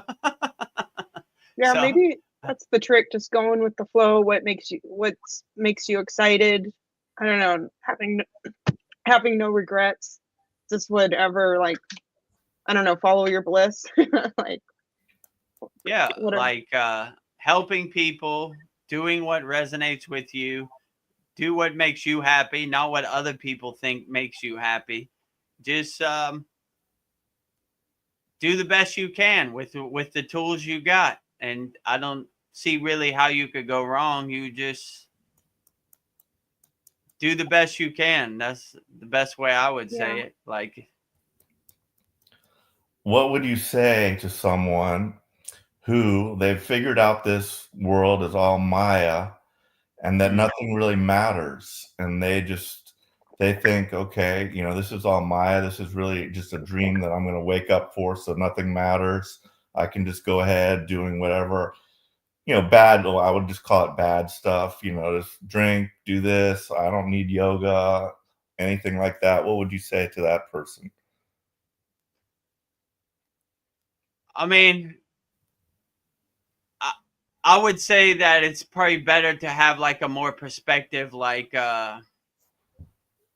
it's better to not give up. It's better to keep going, like putting one foot in front of the other and see how far it takes you. So like it if you just kind of give up and say, "Oh, this is a Maya world. I don't need no tools. I'm just gonna let happen what's gonna happen."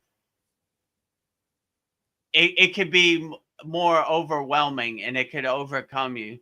So I would just say like understand you're the king of your castle and you're in control, and you don't want other people's perceptions to become your perceptions, and you just do your inner work, do the techniques that uplift you and make you feel good and help get you through the day. These are the best techniques. And I would say the world is too overwhelming to try to, you know, it's like trying to fight King Kong without any weapons, you know? King Kong will overcome you every time. Like that tidal wave of the ocean of the Maya delusional world, well, you'll get swept up in it. But if you have like some tools, you have a boat, you have some life preservers, you could overcome it a lot better, and you have a way better mindset to deal with the Maya delusional world. But it's tough out there. I'm not trying to lighten it at all. I understand, like, this Maya delusional world, it's a tough mountain to climb, that is for sure, you know.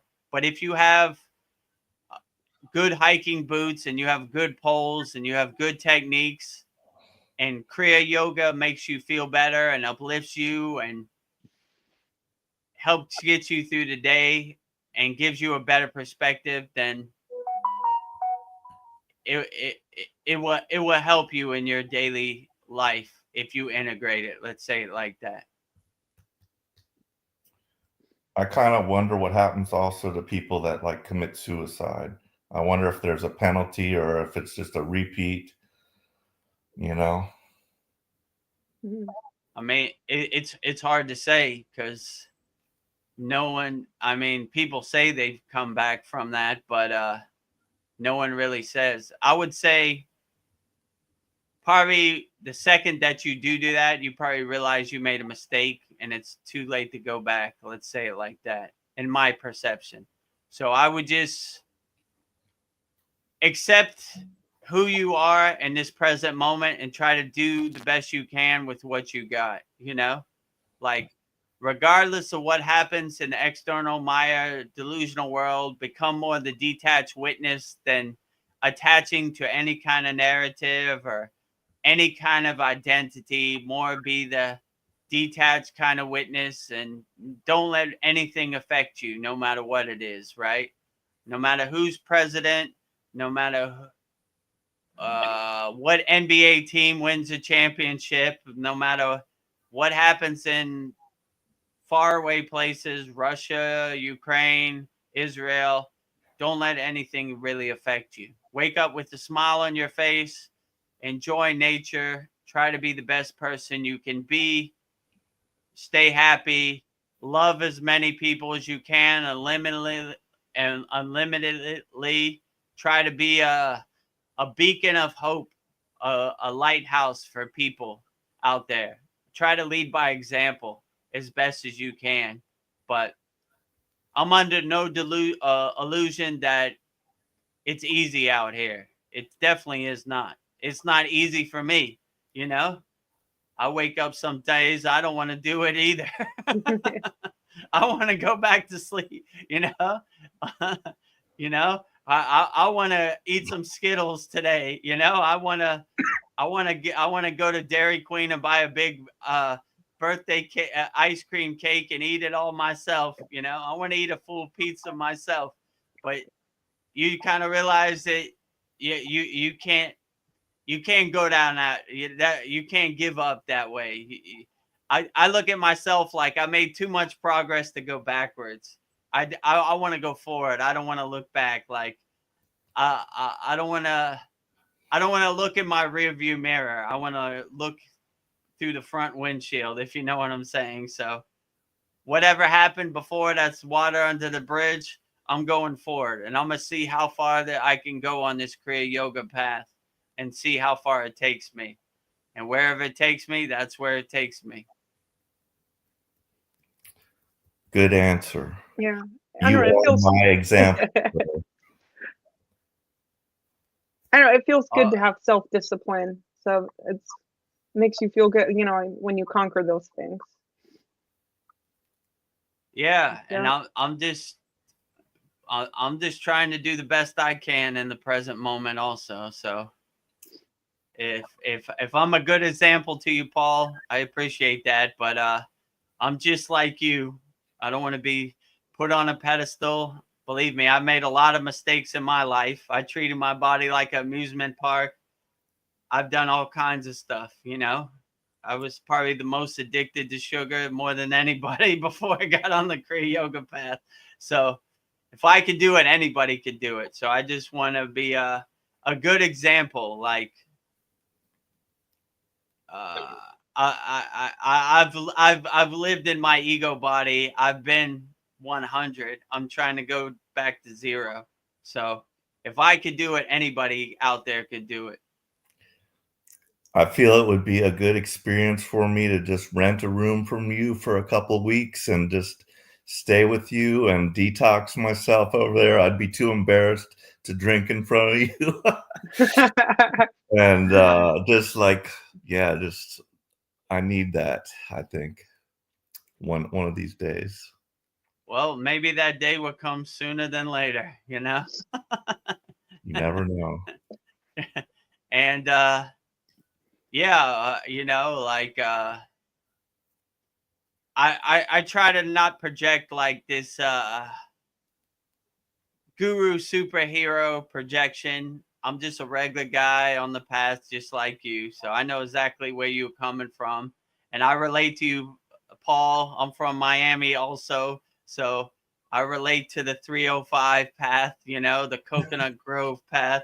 So, Yep. you know, anytime you tell me anything about Miami, I kind of know where you're coming from because I've lived that. So, and when I look at you, I kind of see myself in the mirror, you know, like Oh yeah, Miami, cool. You know, I went to University of Miami also, so Coral Gables, South Miami. You know, I lived in Miami Lakes, which is northwest Miami, by the stadium, where the Dolphins play. So all Miami. So when I look at you, I see myself. So it'd be my pleasure to help you as much as I could overcome. Because My dad, no yogi. Yeah. What? I Go was ahead. saying my dad was a professor at the University of Miami, engineering Oh, professor. Yeah. go Canes. And then Miami we Hurricanes. got The best. Chad's another 305 brother. Yeah, I think he's more of a 516 brother, West Okay. Palm Beach, but True. close enough, you know, Yeah. the what they call it, the Tri-County area, you know, West Palm Beach, Palm Beach County, Broward County, Dade County, all the same. Tomato, you know. They're all our brothers, you know. I actually lived on the border. My father's from Hallandale, which is on the border of Dade County and Broward County. So I could actually throw a rock to Broward County from where he was at. So I love Broward County, Dade County, Palm Beach County. So all the same, you know, tomato, you know. Yeah. But yeah, the Miami Hurricanes national championship. You know, I DJ'd many of their parties. So Coral Gables.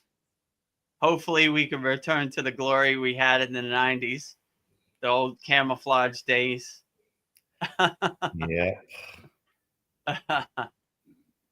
But yeah, so I basically, when I see you, I see myself, and like all of our members, when I see Veronica, it's like a reflection of me. Like sometimes Veronica says, like, I hope this isn't a bad question. I was like, man. And I think like I had way worse questions than these, way more ego-based questions than any of these.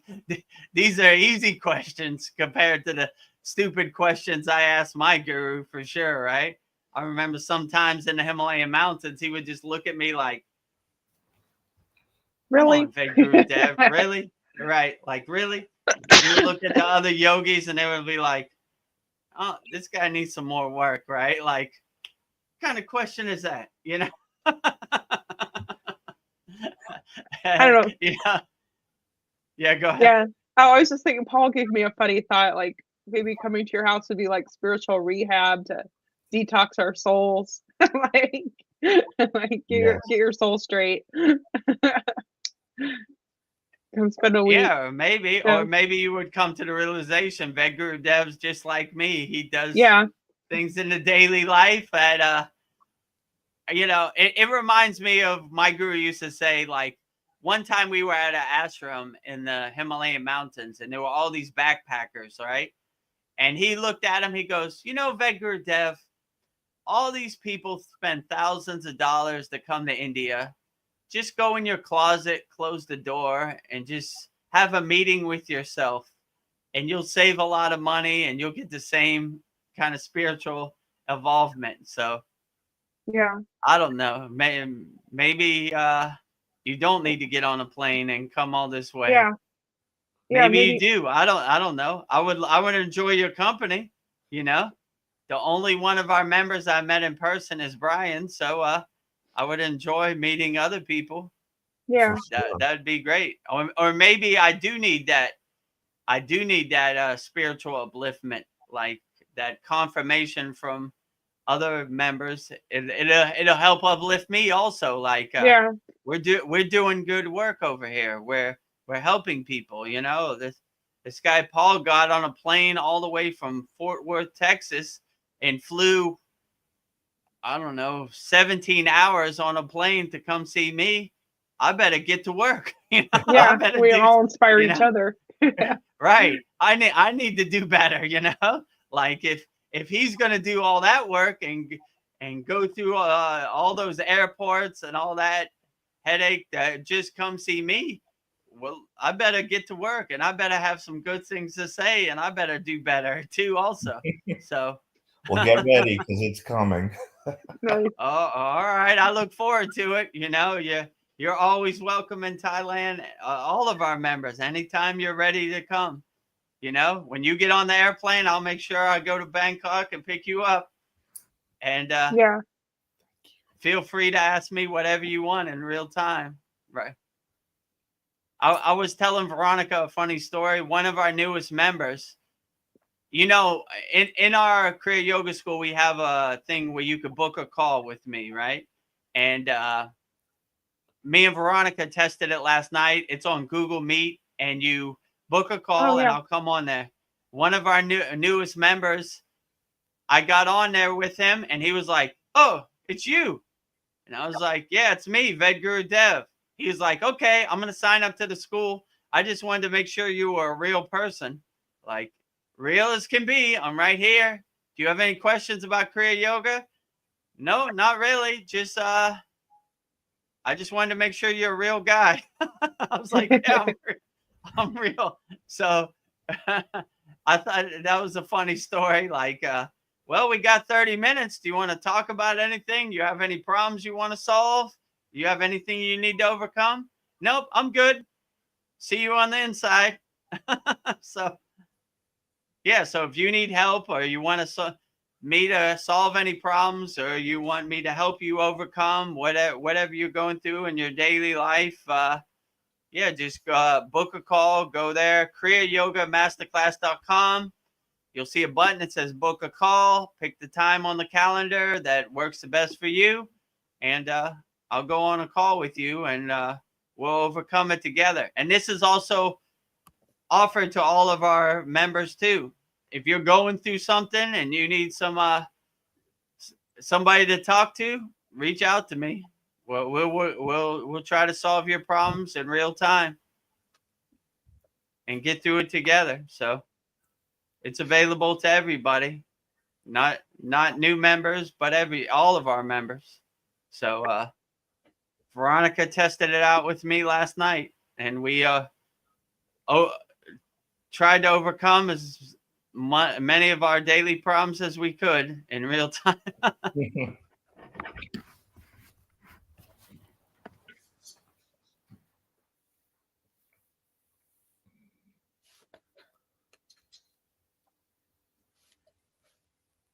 Oh, did we have a question on YouTube?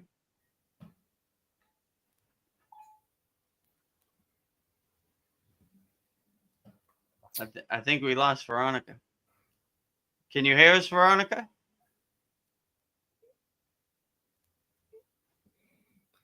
Yeah, I saw her fiddling with her earpiece. Maybe her earbuds died. Okay, maybe I should try to figure out how to use these comments. Well, do you have any questions, Paul? No, I kind of read one comment, but I didn't see who it was from, telling me that there might be an isolation tank near me that I could get into or something. You know, that might be something interesting to try. But yeah, like what do you call it, floating? Yeah, like you just float there. Yeah, that sounds cool. That would be cool to just float around let all your problems drift away, just floating in the ocean. In Thailand, they have a lot of these holidays. One's called Loy Krathong, where they make this floating flower, and they put all their problems on the flower, and they float it out to the ocean and watch it go bye-bye. So, as you know, in our class, we have a bunch of, like the yagna, watching all our problems go up in smoke, a bunch of like detachment meditation techniques to kind of let our problems go. yeah. So my internet went out for like 5 minutes, so my earbuds, I didn't hear a word you guys were saying. But Albert Sachs Okay. had something to ask Paul. So Paul, Yeah. can you look up if there's an isolation tank somewhere close to you that's really good for self-reflection? A samadhi tank? Samadhi tank. That's what they Yeah. call it? Oh, samadhi tank. Nice. can highly recommend a mate. I almost built one in my basement, but it was way cheaper to just visit one. Visit one and you pay a bit of money. I don't know. Do you, Paul? Yeah, we were just talking about it. Sounds interesting. I remember they did that on The Big Bang Theory. Sheldon got in one, and then like he pushed the button, like the intercom button, just to make sure it worked. It was a kind of funny episode, but because yeah, I kind of get claustrophobia. I remember one time I had to get an MRI, and they put me into this machine, and it was very like around me, and I was like, this is kind of freaky, you know, like I don't know if I can get out of this thing. And I was like, I know I can just probably scooch myself out if I freak out, but you know, so yeah, I'm kind of a little claustrophobic. Also don't like heights too much, but or you could just go to a swimming pool or the ocean or float around. Oh yeah, that lake. was great. You know, like that way you could not have that claustrophobic feeling. You have as much space as you want. Go to the ocean and just float. I like that too, actually. Like right across the street from my house, I have an ocean, so I like to float around in it. I like to eat my dinner, watch the sun go down. So yeah, you there's a lot of prana and shakti in the ocean, so I would definitely float around. But yeah, if you don't have what they call an isolation tank by you, then just go to the pool, go to the ocean, go to your bathtub, just float in the bathtub. You know what I'm saying? Like, you know, yeah, or wherever. Put some bubbles in your bathtub, a nice little candle, maybe some soothing music. I don't know, like put a cool podcast on and just relax and, you know, decompress. That's always a good thing. Like a lot of these yogic techniques like yoga nidra, that's basically what it is. It's like floating inside you as you. So like they call it like being aware of what is aware, or sleepless sleep. So it's just getting that floating kind of feeling and that deep relaxation and comfortable feeling, like shavasana, just by laying on your back on the floor, which is a beautiful thing.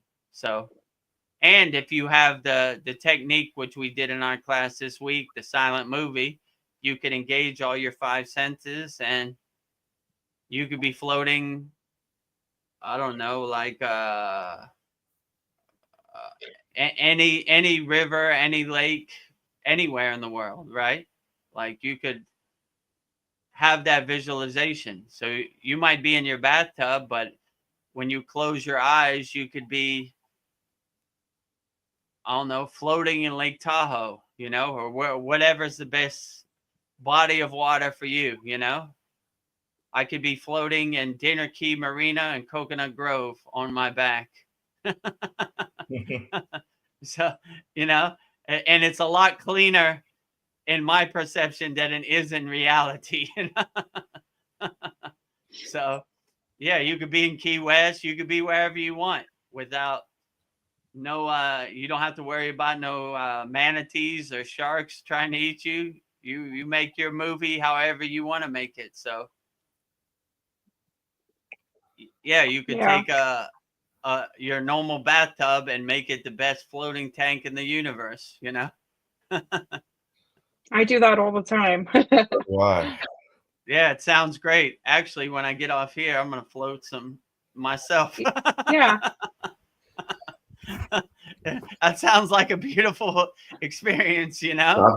I've got all my stuff set up here, a little candle. I've got like a sound thing and some plants and little decorations on mine. So oh, outstanding. Yeah. So yeah, that's another little nice meditation area for me. And I'll put some Epsom salt in the water, you know, and usually after I usually do 4 or 5 days of yoga, and then on my days off, I'll do, you know, let my body recuperate in the Epsom salt. Very nice, and listen to various, you know, chanting or, you know, whatever I feel like that day. Yeah, and when you're in a bathtub and you try to resonate Om, it's even more powerful. Like the sound syllables vibrate the water and vibrate the water in your body. Yeah. So it's kind of cool. Like I noticed that too. Like just by saying Om in a bathtub, it's even more effective. Or like saying Om in Shavasana, it you have the grounding of the the the the ground, and you it really vibrates more. You could feel it more in your inner body. You could feel it resonate. So yeah, I like doing that too. Like when I'm in a swimming pool or I'm in my bathtub, resonating Om is always a beautiful thing. Yeah, I've done that, and I actually like going through all the bija sounds. I like felt the water like moving. I'm like, oh, the water's reacting to like Om and all the sounds. To like feel it moving up my back. But yeah. True. Yeah. I've noticed I've been like remembering a lot more of my dreams, and I'm like, my goal is to like have like a lucid dream where I can like control what's going on there. And I do recall having a dream with you in it, Vedagurudev, and it wasn't. Yeah, it was an ocean scene also. And you know, dreams were weird. Some of my childhood friends were there and swimming around, and I remember. I'm pretty sure you were there, but like, you know, it's already faded. You know, the water's already run out of my hands. But there was this house there, and the house just kind of like fell apart and just collapsed. It was, you know, like you just like, what does that mean? You know, like all these things, you know, in dreams, you know, what do they mean? The other day, I remember I was on a submarine. Like, where'd that come from? You know, I was in the Navy, but I never was on a submarine. But I was watching a lot of UFO stuff about, you know, underwater, you know, fast movers, they call them, all the things that the people track on with the sonar on submarines. And, you know, but who knows what all these dreams mean. And it's weird. Like if this is a dream, so that's a dream within a dream, you know, and it's like, wow, a lot of interesting thoughts about dreams. What was I doing in your dream? I don't remember, but I think it was there like in Thailand, you know, and I just know it was like an ocean area, and I'm pretty sure you were there. I must have gone to see you, but you know what my childhood friends were doing there also, I don't know. But yeah, it was, yeah, like I wrote it down somewhere in my journal, but I still don't remember exactly what you were doing. But and you know, sometimes there'll be a person there that you know as that person, but they might not even look like that person. You know what I mean? But I just know you. I know you were there. So yeah. I have a dream journal like next to my bed, but I used to try to write out like a long story, like this happened. I realized that by the time it dissipated, I only had like a little one sentence written. So now I write like important things like Paul was there and Veronica was there. Like I'll write Paul, Veronica, and then I'll write like a house collapsed, you know, like, and then I'll fill it in later, right? Like, you know, I'll fill in the blanks. Like I just tried to get the important parts.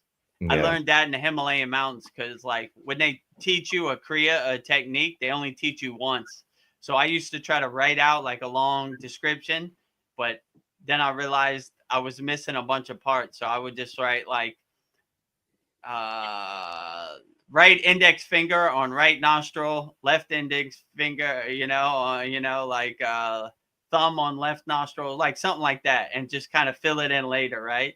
Because they're like, okay, now I'm going to show you how to do Nadi Sudi, you know, like, okay, like put this finger here and this finger. You're like, all right, hold on.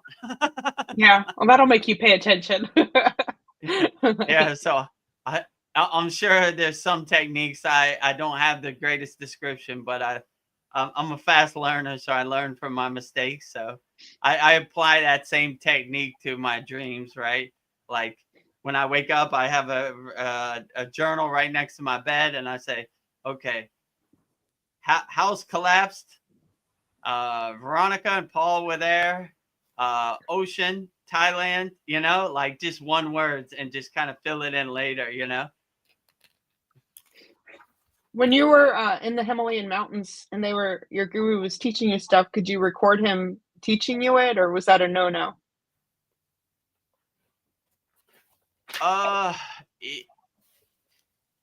Record it. Maybe. Yeah. I mean, I could, but in the Himalayan mountains, there was no way to charge your phone. So, Yeah.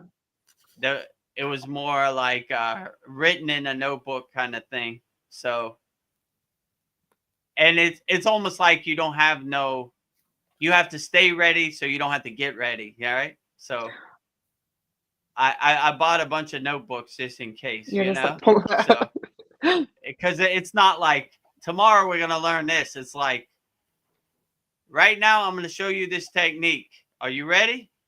Yeah. Yes, Baba. You pull out your notebook and you write it down. Okay.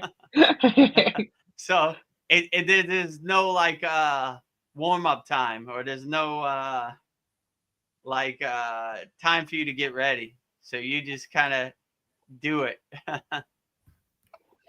I know Sandy says she says, hi everybody. Hi everyone. Been listening for the past 30 minutes or so. Always an honor. Thank you, Sandy. Thank you, Sandy. Welcome. If you have any questions, put it in the YouTube chat, Sandy, or any people. Oh, seems like we got a lot of people on YouTube. And Albert says, hi, Sandy. Nice you're here. Nice you're here. Also, Albert. Oh, we've got another person. Namaste, Mariana. Namaste, Kriya Yoga family. It was a profound 60th class on Saturday. I liked the new meditation very much. Nice. Oh, great. I'm glad you enjoyed it. Yeah, a lot of our members got a lot of benefits from our 60th class this past Saturday. And this Saturday, we'll review it again. We taught a technique, the yamas and the niyamas, and the meditation was Purnabhava and Draya, which is basically what I was talking about, the silent movie with the 5 senses, which was very profound. Yeah, I really liked the Patanjali's yamas and niyamas, like the 10 commandments. They're like, I don't know, it's like so basic, but like, I don't know, like being honest in my communication, not stealing from yourself. I don't know, what's another one? The cleanliness, both internal and external. I don't know, it was just so good. Yeah, that was a good one. And all of our members, it's in the PDF also. So you can download the PDF. It has them all listed out, everything, like all of our classes. Yeah. Yeah, I feel like I need to like again read on that. Saturday also. Yeah. Yeah, I need to print that out. I think that's something I need to tape everywhere just as a reminder, just like how to live my life. Oh. Yeah, that was a good one. Vedagurudev, how's your daughter's recovery? Yeah, so for all those people that don't know, March 11th, my daughter got life-saving spinal surgery. She had a 76% curve in her spine. The people in our school have seen the x-ray, and so she got surgery. It was about 5 hours, and she stayed in the hospital for like 4 days. And as of today, what are we in? April 30th, 2025. She's fully recovered, and she has 100% straight spine. So wow, she's doing great. She could walk fine. She could do everything as a normal 15-year-old girl. So she's pretty much 100% healed right now, so it's great. So yeah, her recovery is going great. Thank you for asking, Mariana. Yeah. So it's a perfect example. Like Vedagurudev has to go through it too. So that was a mountain I had to overcome, a huge mountain, Mount Everest to overcome. But you know, we came out on the other side. Everything is great, and she's doing great. Thank you for asking, Mariana.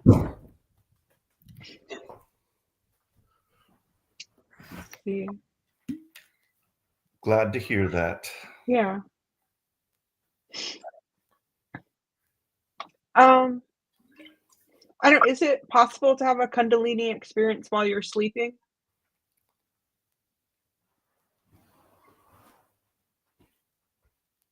Yeah, it's possible, but you would probably see it more as a dream than like a physical experience.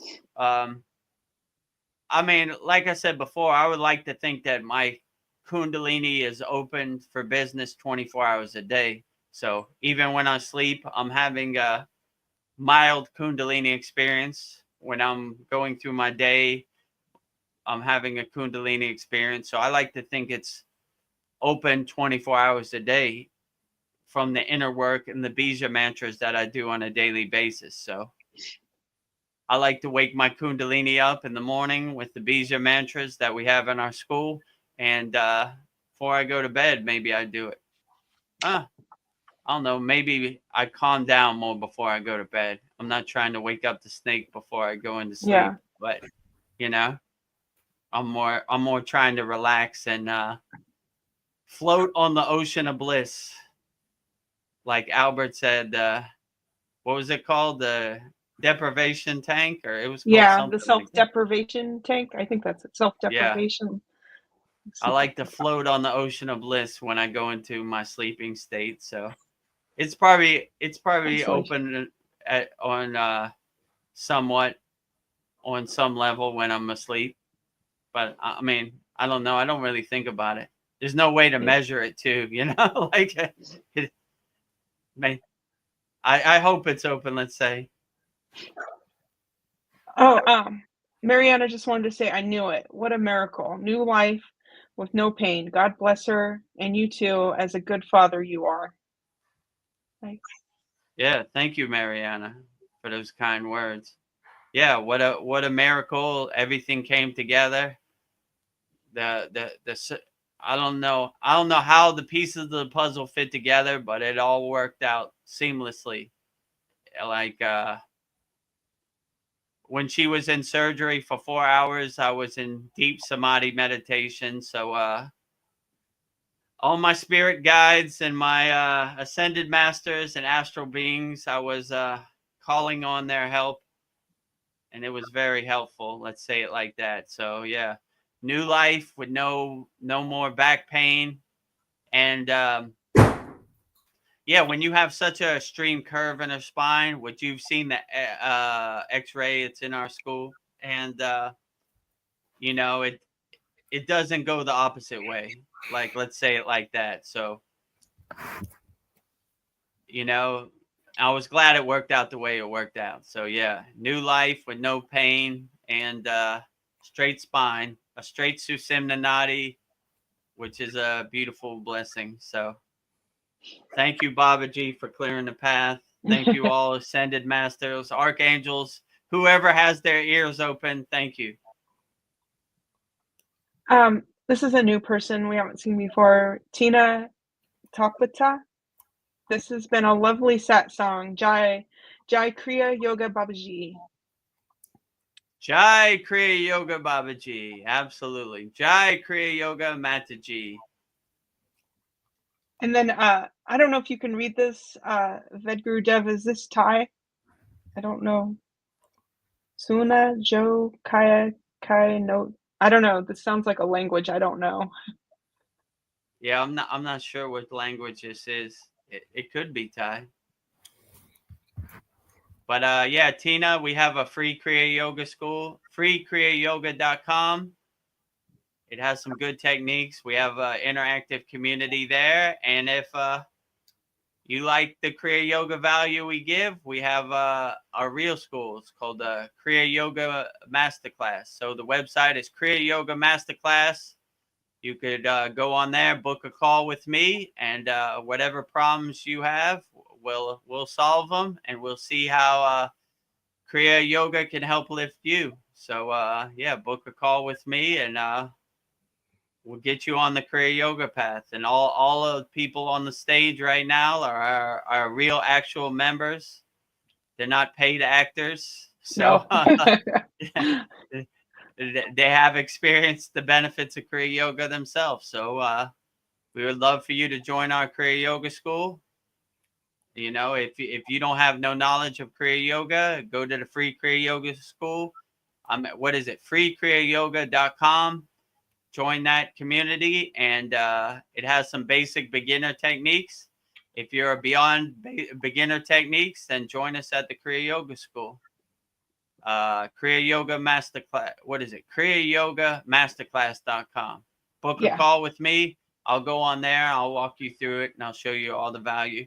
We have over 200 plus classes in our Kriya Yoga school. We have a weekly class every Saturday at 11 a.m. Eastern Standard Time, where you can come on, ask me whatever questions you want. I'm available 24 hours a day. We have an interactive community. We have a full moon and a new moon bi-monthly fires where you send in your problems. We burn them all up. We have this weekly satsang every Wednesday at 9 p.m. Eastern Standard Time. What else we have? We have a lot of value in there. And I'll personally coach you and try to get you to be the best Kriya yogi or yogini you could be in 2025. I don't know. Every day you post Babaji quotes. That's something you do. Oh, yeah, that's good. Yeah, Babaji quotes with the video also. So, yeah, that's good also. Yeah, we're always adding stuff. Satsang quote. Yeah, we have a really good school. So we'll love for you to join us. Whichever way, free Kriya Yoga school or paid Kriya Yoga school, up to you. No pressure. No pressure. What did Sandy just say? What did Sandy just say? Let me go back to her. Sandy says, grateful your daughter is doing well, continued healing, and grateful to the spirit team.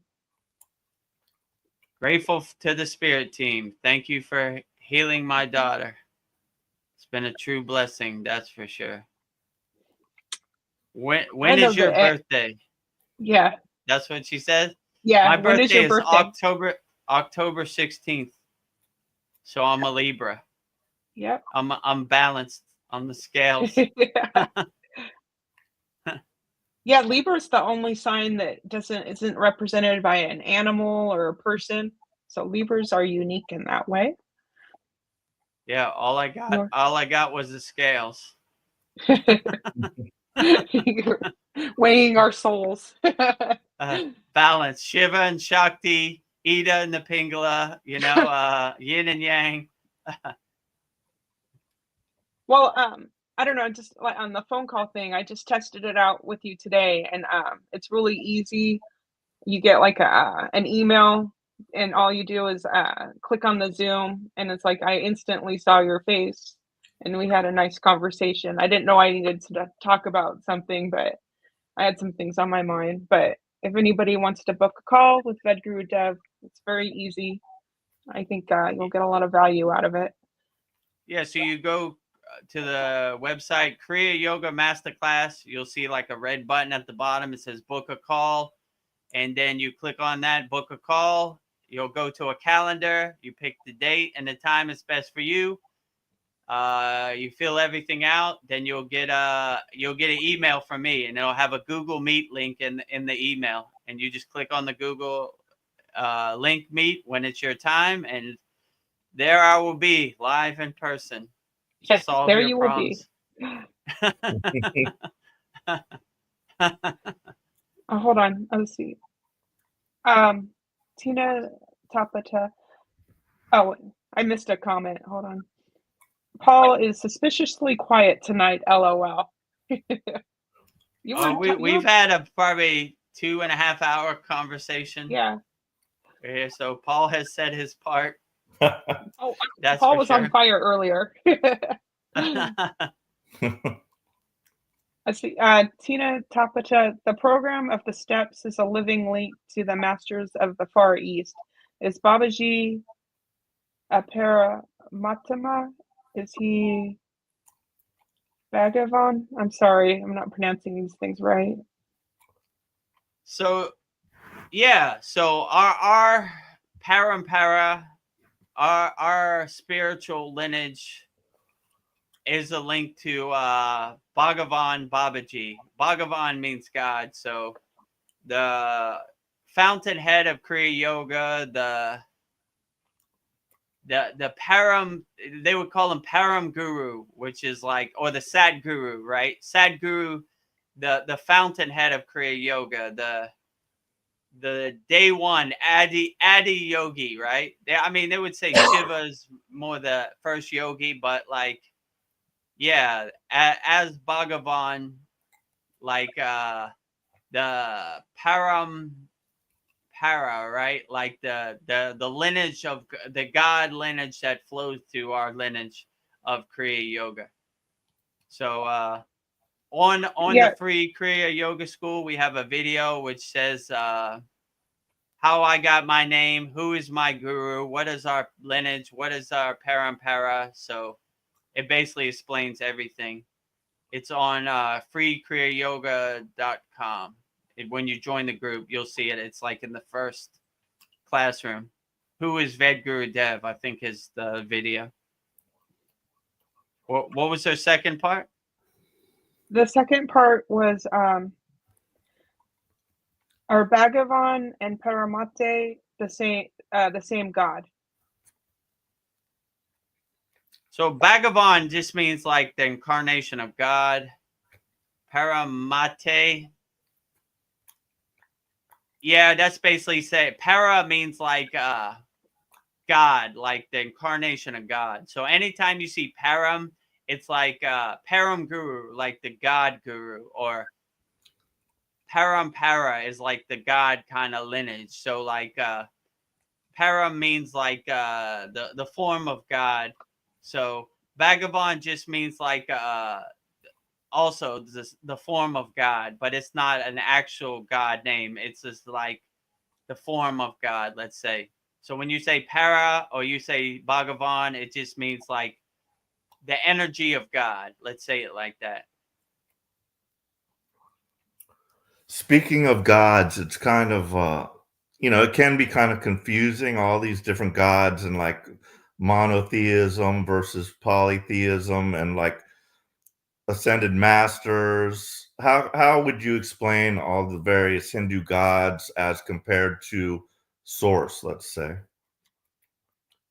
I would say they're all a spark of the source. They're all a representation or a mirror of the source. They're just a different incarnation. It does different things, but they're all part of the source. So I would say the source flows through them.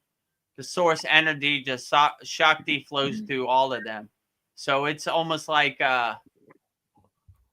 what form resonates with you as a representation of the source. So like some people would say Shiva is they resonate the best with. Some people would say Lakshmi they resonate the best with. Some would say Parvati. Some would say Krishna. It just depends which incarnation of God you resonate with the best. That is the best version of the source, I would say. So there's no one size fits all. It's all a great representation of the source. It just which form you resonate with the best. So I had a feeling if source came to me, he would come in the source of Babaji, because I resonate the most with Babaji on the path of Kriya Yoga.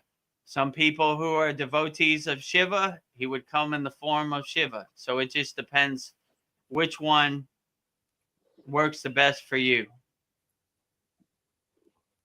Yeah, there's a nice picture in the Bhagavad Gita, showing like God and like the many faces all around it. You've probably seen it before, but I really like that picture. Yeah. And Yeah, just like everything is source. So, but Right. it seems confusing because it's like, well, what God? Who am I? Who am I supposed to work? I mean, it's all source, but different aspects of source, I suppose. Yeah, it's all source. It's just what source resonates with you. So I have a feeling that the source would come in the form that resonates the most with you, not with somebody else. So whichever form of source uplifts you and makes you feel the best, then that is the best form of source, I would say. Well, I've got two people, two comments each. So Mariana, she asks, anyone know where is Brian? Is he okay? So Brian on March 8th got married, and he went on his honeymoon in Korea. So yeah, Brian's doing great, and hopefully we see Brian back sooner than later. We miss our brother Brian, but we understand his spiritual path. But he's welcome anytime. Whenever he's ready, we're always here. What about Shiva Angie? Has anybody heard from her? I haven't seen her in a while. Yeah, she's around also, but like this satsang starts at 8 a.m. for me, and India is an hour and a half behind me, so it'll be 6:30 a.m. for her. So she said the satsang is a little early for her. I think she works at night, so she's usually sleeping around this time. But she's always welcome also. Yeah, maybe in the future we'll change the satsang to a different time. I don't know, play with it. I don't know. Maybe we'd get more people to show up. Maybe we should make a poll in our community to see what's the best time for everybody, where everybody can join us. Take some votes. And then Teeny, she asked, is this considered bhakti? Is what considered bhakti? We'll see what she was talking about. Yeah, bhakti's considered devotion. So when you say like mantra japa, or you sing songs to God, whatever incarnation of God you sing, that's all considered bhakti, which is devotion. Like opening your heart to God is all considered bhakti. So like singing songs, what they call bhajans, mantra japa, bhakti, like any puja is considered bhakti. So any like devotional things to God is considered bhakti, which is like devotion to God. Or even in our class, like giving your food to God first is considered bhakti also, right? It's like a offering. It's like a sign of devotion. So singing songs to God, mantra japa, it's all considered bhakti. Like anytime you try to say God's name with reverence, it's all considered bhakti. So whatever deity you pray to, saying it with reverence and wholeheartedly and with surrender is all considered bhakti, I would say. And then Kriya Yoga is different than Jnana Yoga? It's called Jnana Yoga. So no, Kriya Yoga is the same as Jnana Yoga. So Jnana means wisdom. So like wisdom yoga is already embedded in Kriya Yoga. So it's all the same. So Jnana Yoga is more like based on like the scriptures and the sutras. It's more like wisdom, or like yogic philosophy, like wisdom of yoga. So Jnana means wisdom. So like, but Kriya Yoga is all yoga. So in Kriya Yoga, we say it's a fivefold path. It's number one, asanas for the physical body. Number two, pranayama, which is secret yogic breath, like breath work, like yogic breathing. Number three is meditation, dhyana, which is mastering the mind. Number four is mantra japa, which is saying mantras to whatever deity you resonate with. And number five is bhakti, which we just said, which is devotion to God. So Jnana Yoga is the same as Kriya Yoga. Like all yogas are basically the same yoga. but I don't know if goat yoga fits into Kriya yoga. Just kidding. And then she says her favorite type of Kriya is Nidra. If I'm saying that right. Nidra. Yoga Nidra. Yeah. So we have a class in our classroom, Yoga Nidra, how to do Yoga Nidra. So Yoga Nidra, I like also. It's basically a advanced Shavasana, which is the corpse pose, laying on your back. They call it like sleepless sleep. So you're aware of what of being aware is. So Yoga Nidra is excellent way to recharge your body and refresh yourself. So I like to do the practice of Yoga Nidra before I transition into my sleeping state. But yeah, it's basically Shavasana, the corpse pose, is laying on your back, legs apart, arms apart, just relaxing deeply. So I would say Yoga Nidra is an excellent technique. I think she's abbreviating this. Kriya yoga, real Raffertying. My God, what do you think? Can you see this, Vedagurudev? Raffertying? I don't know what raffertying means, but like, maybe referring. Referring, maybe. Kriya yoga yeah, like Kriya yoga is kind of a reflection of your inner self, your inner divinity reflecting outward. So I kind of like to look at our Kriya yoga sadhana as like a radio antenna getting the divine signal into our body as us, and we're kind of radiating out the radio waves or vibrating in that God kind of divine frequency. So we're always trying to how could I say, radiate our God energy, our inner Shakti, our inner pranayama through the practices of Kriya yoga. So that's like our ultimate goal. What is it called? Self-realization, you know? We're trying to realize our inner self and radiate our inner divinity outward. Let's say it like that. Whichever technique works best for you. I don't know, Mariana has an interesting something interesting to say about when I do my fish pose and full wheel and then half wheel, when I kind of press the top of my head against the floor, I feel like I got the water inside my nostril paths after like breathing water accidentally, that kind of feeling. Is that normal? Anyone else gets it ever? I hope I'm not hurting myself, LOL.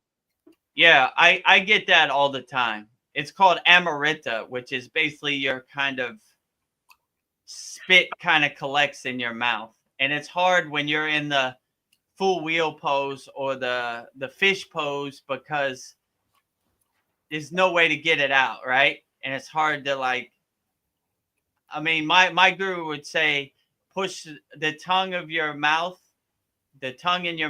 up to the roof of your mouth. So like K-Cherry Mudra, but it takes some practice because you're trying to relax in those positions effortlessly, and those are more advanced postures. So like it takes some work, but that's my karma also. I get that spit collected in my mouth, and it always happens at the wrong time when you're upside down in the full wheel pose or the half fish pose. Yeah. You know, like you're like, damn it. I want to get this out of me. You kind of want to spit, but you're not in a spitting position. So it's, yeah, you can't panic. You gotta kind of relax and kind of figure out where to put it. You know, I wouldn't try to swallow it because that would probably be worse. I would just try to put the tongue to your roof of your mouth and kind of push it upward to your like pineal gland or your third eye. If you could. If you can't, just spit it. I mean, I've been known to spit mid-asana, let's say it, you know. But yeah, I'm trying to work on that. But that's a work in progress for me also, because that's my karma. I get that. Amrita means like divine nectar that kind of drips down from your third eye. So it's a good confirmation that you're doing that asana right, but it's kind of annoying, you know, because you're trying to focus on the practice and your mouth is full of water and saliva, you know, that nectar, you know. But So when that happens, you need to try to like push it up to your crown, like yeah, somehow. you push it up to your third eye, like, you know, like K-Cherry Okay. Mudra, like we teach in our class. You kind of collect it and like push it up, you know. That's what I do. Yeah. But it takes some practice. I've been known to spit too if it doesn't work, you know. But that looks kind of awkward, right? Full wheel. Yeah. You're spitting. I don't know. That's me and Babaji's inside joke. Like, yeah, you're doing this asana good. How about some spit in your mouth? Let's see how you react to that. You know? So, does that ever happen to you, Paul? Not really. Okay. Well, you're lucky. I don't you're really lucky. get into wheel that often either.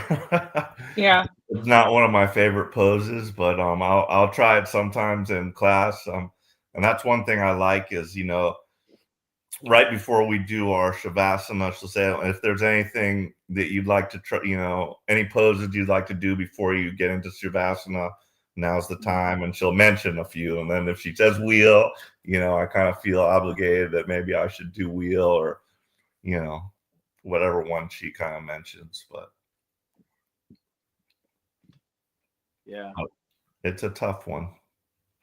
It usually happens like when in my case, it happens like when I'm in the plow pose or the full wheel pose, you know, like these asana pretzel poses that kind of confine you, right? Like it happens at the wrong time for me. Like when I can get it out, it never happens. When I can't get it out, that's when it happens. So it's like me and Babaji's inside joke, I guess.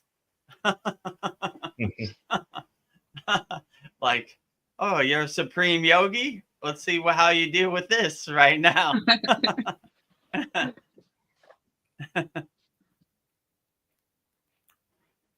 So I was thinking about Shiva. So like bhakti, like if somebody was to chant Om Namah Shivaya but with no bhakti, would they still get the benefits from Shiva energy? But then I remember that story you said that person was like they were devoting to Shiva accidentally by dropping the leaves on his Shiva lingam. So I don't know, like, would they still, if somebody's not really putting any energy into it, there's like, oh, I don't know. That's just like, I don't know. They're not really putting bhakti into saying it. Yeah, they would say don't do the mantra mechanically, right? Like do it with a open heart, like with what's called bhava, which is feeling, right? Like do it with the most feeling. That's the most important thing. But I mean, even if you said Shiva's mantra half-heartedly, you probably still get some fruits and benefits. Like that story, like the man was bored and he was plucking bilva leaves and he was dropping it on a Shiva lingam, and Shiva still blessed him. Indirectly, he didn't know he was receiving the blessings of Shiva or praising Lord Shiva. So I would say it's better than zero. Yeah, that's for sure. But if you're gonna do it, then just do it wholeheartedly with as much bhava and feeling as you can. You know, that you would probably get the most benefits that way. Yeah, even if I'm not doing it perfectly, I have my bhava, my enthusiasm. Right. I mean, that's always been, you know, like when I was in the Himalayan mountains, these yogis could say this mantra japa perfectly, right? They have the proper pronunciation. That was always my karma. Like I didn't have the proper pronunciation, right? Like in the Himalayan Hindi dialect. Let's say it like that. So I was the butt of jokes in many Yagna campfires. Yeah, you were the entertainment.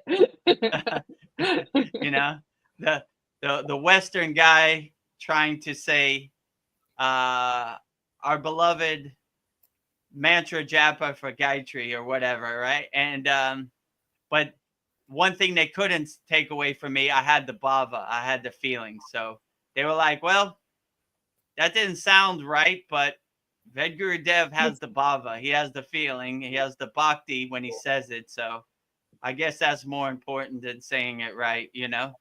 If you want proper pronunciation, we'll say it right. But you want the bhava, Vedagurudev got the bhava.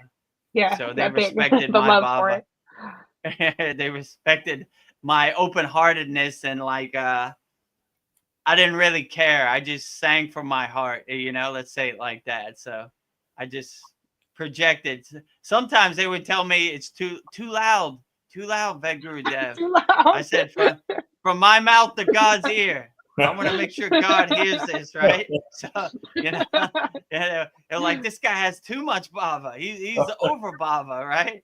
You know, like, so I guess that's my yogic superpower. When I do something, I just go wholeheartedly, right? Yeah. I jump off the cliff. Like, I like that Babaji story. Some American guy, me, found Babaji in the Himalayan mountains, and Babaji says, if you're really a true devotee, jump off the mountain. And he jumped off the mountain, and they revived him, and he became a part of their group. So this story is an autobiography of a yogi. So I kind of look at myself like that, like, jump off that mountain? Yes. Okay. See you later, Babaji. Bye-bye. Jump. You know? So when I do something, I go wholeheartedly, you know? What they say, go big or go home, right? Yeah. I gotta go big. Sometimes too big, right? You're going for it. From my mouth to God's ear, you know? There's no, what is it they said? There's no middle. I don't know. Yeah. No middle, right? Go big or go home. A lot of people. Oh, go on. I was just going to ask you, Veronica, how the new job is going. Are you started with that yet? So it's like a temp agency, and all the jobs they've posted have been hours that I can't do. So I haven't even started it yet. Oh. So, and I have another job. So I'm trying to balance them both, but I don't know. I don't have any hours next week, so maybe I'll start working this new job. So I don't know, but at least I have it, and I know that there are jobs. I just haven't had any opportunities to work them yet because it just didn't work out time-wise. But okay, yeah, thank you for asking. Though it just hasn't. Yeah. So yeah. I don't know. A question I had was, I hear a lot of people, their Kundalini experience, they feel exhausted, but it seems like you feel like energized. What would it mean if you're like feeling sleepy and exhausted after Kundalini? I mean, it is, how can I say it? It is kind of exhausting. I mean, you could look at it two ways. You could look at it as exhausting, like, wow, that was powerful. That would kind of wipe me out. Like, how would I put this? It's like eating turkey dinner. You know, after you eat that turkey, it has that thing, it kind of puts you to sleep. Yeah. Or you could look at it as like physically energizing, like, all right, I'm ready to go. You know, I got the energy, I got the power. So it just depends on your perception. Like, you could see the good in it, or you could see the downside in it. But I prefer to look at more the good side, like the energizing confirmation kind of side. Like, wow, that was very profound. Like, you know, like, and like I want to experience it more. Like, so I'm always trying to activate my dormant Kundalini and wake it up and let it pierce all 7 of my chakras. in any practice I do. So I would say if you're not ready for it, like in my first Kundalini experience, it was probably physically exhausting, I could say, right? But Yeah. now that I'm more ready for it and I'm more open for it, it's more of a breath of fresh air. It's more of a blissful experience, I would say, because now I understand it. When it first happened, I didn't even know what a chakra or Kundalini was. These were all like words that weren't in my vocabulary, I'll say. So once I did kind of realize how to cultivate it and more enhance it and more kind of dance with my snake, my Kundalini, then fight it. Then it became a more blissful, harmonious experience, I would say. So if you don't understand the Kundalini or the concept behind it or what's happening, it would be physically exhausting. But if you Yeah. have the techniques that we have in our school that cultivate and enhance the Kundalini experience, then it would be a blissful experience, I would definitely say. Yeah, I want to go back to opening the chakras, doing that every day. I kind of got off track, but it felt good. So Yeah, that's a good one. I like that one too. Yeah, I every day I try to awaken my Kundalini, unblock all my 7 chakras before I yeah, start my day. That's a good way to start the day for sure. yeah, I need to start doing that again. I'd like to ask Veronica, do you use the Raksha beads at all or not? I don't have any. I don't know. I've ordered them twice online, and they've both gotten lost in the mail. Oh, So that's I just do the 16. Count on my hand 16 times. okay. Yeah.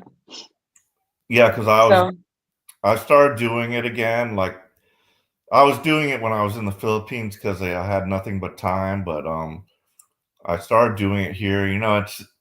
It's like patience. You have to have like patience. I'm like, 108 times. yeah, But like once you just settle down and just realize I've got, this is like my time with God, and like it's a very kind of relaxing thing. So I'm starting to cultivate that, not hurrying through it like I want to. I'm just like, time to eat, or got to go to work. It's just like I just thought, no, put that out of your mind.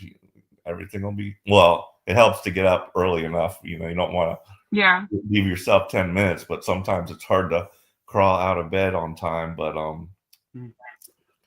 yeah, I do like that, and I think I'm gonna start incorporating that. That's part of my daily sadhana. Yeah. Yeah, I think that'd be good. Yeah, and when you do mantra japa, it keeps you focused on. You don't have time for distractions. It kind of keeps you laser focused on each mantra. My guru used to say each mantra like you're walking a tightrope over the Himalayan mountains, aware of the height but unaffected by the height. So laserly focused on the tightrope, which is the mantra japa. So I like that too, because the monkey mind likes to get started. So if you control it in the morning through mantra japa, then it keeps it more laser focused. Because these practice like pranayama and mantra japa, you really don't have time for any distractions because you're focused singly on the practice. Yeah, I've chanted Om 108 times. If I count 16 times, 6 times, and then add 12, that's 108. But I think it'd be easier if I had Raksha beads. But yeah, it does keep you laser focused. I agree. But yeah, good thing to do. Mariana has a comment or has a question. Do dolphins have any symbolism in yogic tradition? I mean, I've never really heard anything about dolphins, but I would say yes. I would say dolphins are a highly enlightened being, and we respect them. How Vishnu, he's attached to the fish. Maybe Vishnu? Yeah, the water, right? Yeah. Yeah, probably. I'm sure. I'm trying to think if there's any deity that has. Each of these deities have a vehicle, Yeah. right? Like Ganesh rides the rat, which is really funny, right? Like the mouse, a little mouse carrying a big elephant around. Muruga rides the peacock. Saraswati rides the swan. What does Shiva ride? That's a good question. I think he rides the bull. The tiger? Nandi the bull. The bull, yeah. Yeah, and what are the other? Oh, Durga rides the tiger. I'm missing a bunch of them actually, but yeah, they usually have a vehicle. So I wonder if any Vishnu rides a dolphin. That's his vehicle. That'd be cool. But yeah, I have all the respect for dolphins. I think they're highly evolved sentinel beings. So I respect all dolphins and all dolphin symbolism in yoga or not in yoga. I like dolphins. I like them all, actually. Do you know a goddess named Ganga? Ganga, yeah, that's. Was she a dolphin? Yeah, it says, yeah, she's associated with the dolphin. Oh, yeah, cool. Yeah. Deity, right? Devi, right? Ganges, Yeah. right? Like the river, the Ganges River in India. Interesting. Dolphins. I don't know.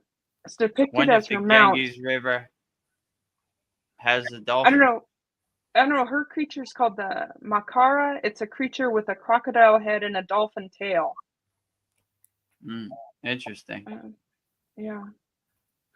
Albert, I think he knows something. Let's see. Vishnu is associated with dolphins, though his. You're killing me. Matasavarta, where he appeared as a giant dolphin.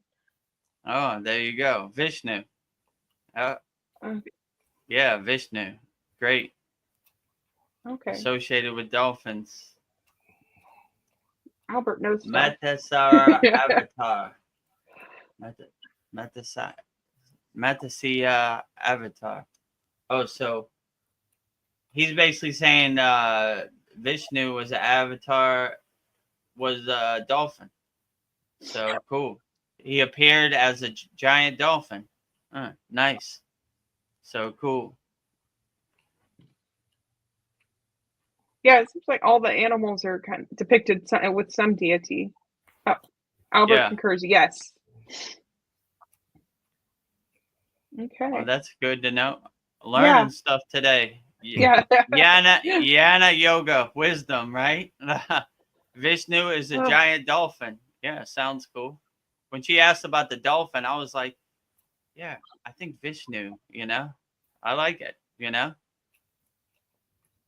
I just saw something with Vishnu where he was like a statue with a fish head. So I don't. Yeah, he's associated with water. Vishnu. Albert says, according to the Matasara Purnia and Simarad Bhagav, I cannot say these words. Bhagavataman, Vishnu is the form of a giant dolphin, guided King Satyavrata to save all species during a great deluge. Oh, cool. Yeah. So the great dolphin Vishnu, guided the people during the great deluge. Outstanding. This story is believed to be the reason why many cultures do not eat dolphins, as they are seen as sacred due to their role in saving life on Earth. Except for the Japanese, they love dolphin. They eat everything. They don't believe in Vishnu, so it's okay in their tradition. But yeah, I've never eaten a dolphin. Now I know why. Yeah. Can't hurt Vishnu, the greatest, No. right? Yeah, I definitely would not eat a dolphin. Like I do feel they like whales and dolphins. So like I feel there's So yeah, Super like intelligent. they're a higher consciousness. You know what I mean? So Yeah. I would definitely not take part in that. But it is interesting how like each religion around the world, they all have the story of the great deluge, and they have their different gods that could actually be representing, like Poseidon could be Vishnu, you know, as far as the Greek version of it. Right. But just their cultures make it different, I suppose.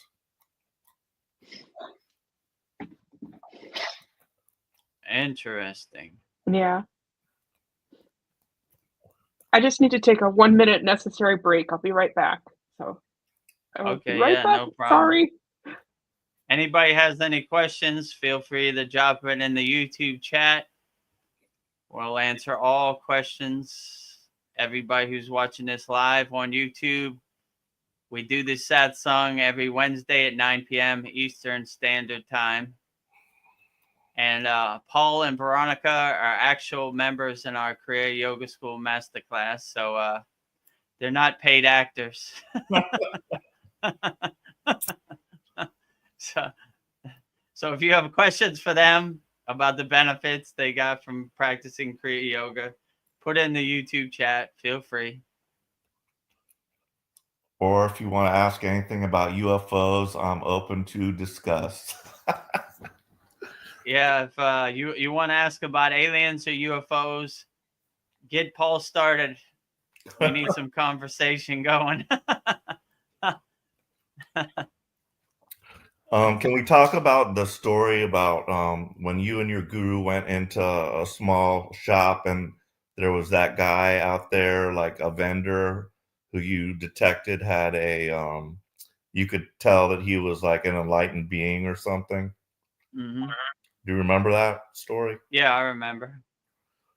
Yeah, so I haven't told that story in a while. Actually, I forgot I told that story. So yeah, there was a bunch of sadhus who just sit there and you give them money and they give you blessings, right? Or you just give them an offering, right? Like so there was like 20 sadhus who were sitting there, and there was this one who really resonated with me, right? Like he had like blue eyes, but he kind of had like dreadlock kind of hairs. I don't know. He kind of gave like off of energy like Jesus, right? Or Yeshua, right? So I just really resonated with him, right? And I went over to him, and all the money I had in my pocket, I put in his hand, and he kind of looked at me, and I was like, I think that's Babaji, you know, but I couldn't tell. And when I turned around, he was gone. So I made my offering to Babaji, but I can't be for sure. Let's say it like that. Like it felt right to me. Like, and it's kind of weird. There's all these sadhus, and this one kind of glowed to me. Let's say it like that, right? And I was like, there he is, right there. That's Babaji, you know, or that's whatever ascended master you choose. And I went right up to him, and I all the money I had, all the rupees I had in my pocket, I put in his hand, and just left. I didn't really talk to him. I just kind of made telepathic eye contact, let's say, right? Like, I see you, you know? Thank you for the job you're doing. And I turned around and he was gone. So it's basically like the same story, like like the Kumbh Mela, where Keshabalanda in Autobiography of Yogi saw Babaji. It was bright light eyes, golden copper hair, this type of stuff. Mariana wants to know, Vedagurudev, have you climbed the Mount Everest? No, but I've been to the height of like the place where I went, Satu Pond Lake, is in the Himalayan mountains and is equal to the elevation is equal to base camp of Mount Everest. But I will not be climbing Mount Everest. Don't quote me, because maybe Babaji will give me a call tomorrow and say you need to climb Mount Everest. But I don't look forward to those type of adventures. I'm on Miami, Florida. Thailand warm weather tropical guy, not a cold weather mountain man guy. So, I mean, if the path is cleared, maybe, but it's not something on my bucket list. Let's say it like that. I prefer the ocean, the sun, and the beach, not the frozen tundra in the super Himalayan wind of Mount Everest, you know? Like, boo. Yeah, boo. Sandy, she says, I saw a UFO when I was a kid. Was about 6 years old, was with my sister, who's 19 years old, and a cousin of mine who's 10 years old. That's interesting. Wow, that's Cool. cool. And they all saw it? Yeah, it's good. Yeah, there are a lot of unexplainable things you can't explain out there. I believe it. I've seen all kinds of lights in the Himalayan mountains that I can't explain. I don't know if it was UFO or Babaji was flying around or some light beings. I don't know what it was. Yeah, she said it. She saw the craft above us in the backyard. It was completely quiet, and when it sped out of view, it was in an instant. I believe it. Sounds about right. Yes, all three of us saw it. Cool. Wow. Yeah. Well, yeah. Treasure that memory because, yeah, like I've seen many unexplainable things in the Himalayan mountains, and unexplainably, when I try to get my camera out and document it, my camera doesn't work, the battery's dead or something. So I just enjoy it for what it is. And yeah, that was cool.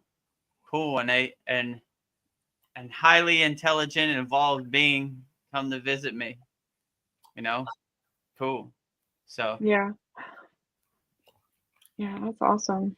I don't know, that's awe-inspiring. Did your guru say anything about the guy that was like Babaji? He saw him too, or did he not? yeah, he saw him. But he didn't say anything, but he kind of gave me a wink, like, yeah, you get it, you know, something like that, you know, like he's not a man of many words, let's say it like that. But he kind of stepped back and wanted to see what I would do in that situation, or he wanted to see if I saw it too, because I have the feeling that he saw the glow also, you know. So he just wanted to see what would play out. Let's say it like that. He didn't want to interfere. I said it like that. And when I did it, he was like, good, you know? And he just walked away, you know? Like, Vedagurudev passed the test. There's 20, 25 yogis, and he picked the right yogi, you know? So is that a common thing? Oh, sorry. I don't know why I was drawn to that yogi, but it felt right. Like he was glowing to me. He had that golden glow, let's say it like that. And I was like, there he is. I got him, you know? And he didn't ask for money, or he just kind of gave me that Tritak yogic stare, like, keep up the good work, basically. That was the monkey message, you know, let's say it telepathically, you know, something like that. But yeah, he was gone. I was like, what? I tried to find him later. Like, I was like, let me give him more stuff. Let me try to buy some food, or he was just gone, you know?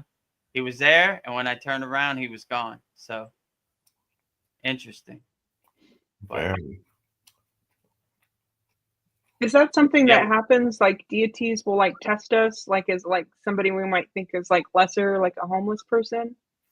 Yeah, I used to, I heard a story one time that this guy was, how would I put this? So they like to say in the yogic tradition, you never know where Shiva's hiding. So treat God inside everybody. Like, you never know where God's hiding. So they always treat a homeless person or a highly involved being on the same, right? With equanimity. So I heard a story that this one guy told a story that he was in a tent with his guru, and his guru kept putting his feet on his face, right? And he just got mad and got frustrated and was like, stop putting your feet on my face. And when he said that, his guru turns into the incarnation of Shiva and kind of floated away. So that's like the representation, like maybe Shiva's testing you, right?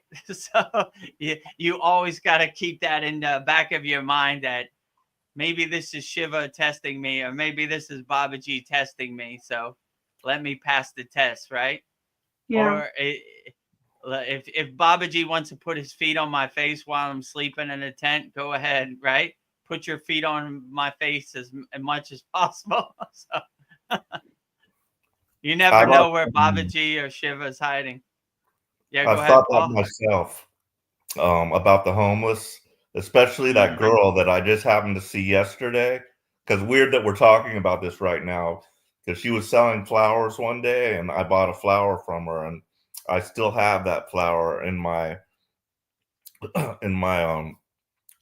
on my altar. You know, I have that flower laying. It's all dried up now, but I still have that flower that I bought from her, and like I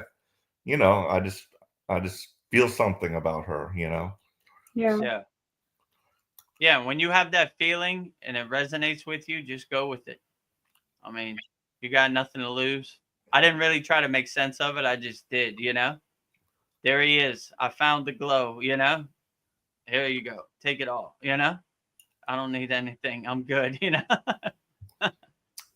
And And it's almost like prasad, like you give to God. You know God's not going to eat the food, but it's a shot. It's an offering. Like I'm offering everything wholeheartedly to you before I eat it, right? You know, you know God's not going to eat it, but it's like a good way to offer your food to God before you eat it. It's called prasad in the prasadam or prasad in the yogic tradition.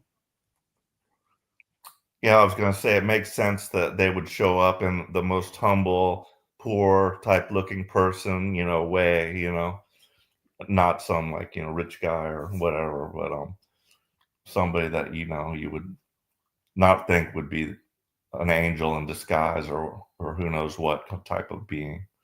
Yeah. I think that's the best way Definitely. to like measure your character, how you treat others. Yeah. Every day is a test as a yogi. So just be kind to all beings because you don't know where God or Shiva is hiding. Yeah. So Sandy, on the UFO thing, I've always had this feeling since that experience that I had lost time or memory. Felt like something happened, but forgot right after. Yeah. Sounds about right. Like these spiritual experiences, like that happen. They in yoga they say it's like trying to hold water in your hand. It just no matter how hard you hold water, it just eventually drips out. So you gotta kind of enjoy the experience and kind of make a mental snapshot of it before it drifts away, because these things do have a way of drifting away. Or if you have a notebook, just keep a journal. If something like this happens, try to write down your dreams or your UFO experience as quick as possible, so you could, like I was saying earlier, I learned the hard way that instead of writing everything out, you just write like keywords like UFO, I don't know, the size of the UFO, it was about 10 foot wide by 10 foot. It was like in the shape of a circle, you know, just keywords.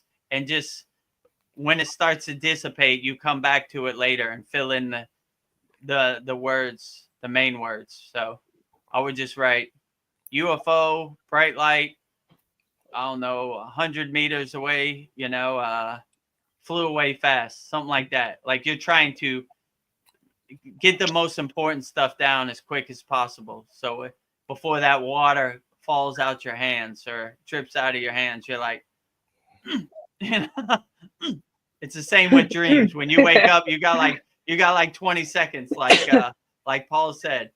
Veronica, Paul were there. House fell down on the ocean. Okay, close enough. Fill in the blanks.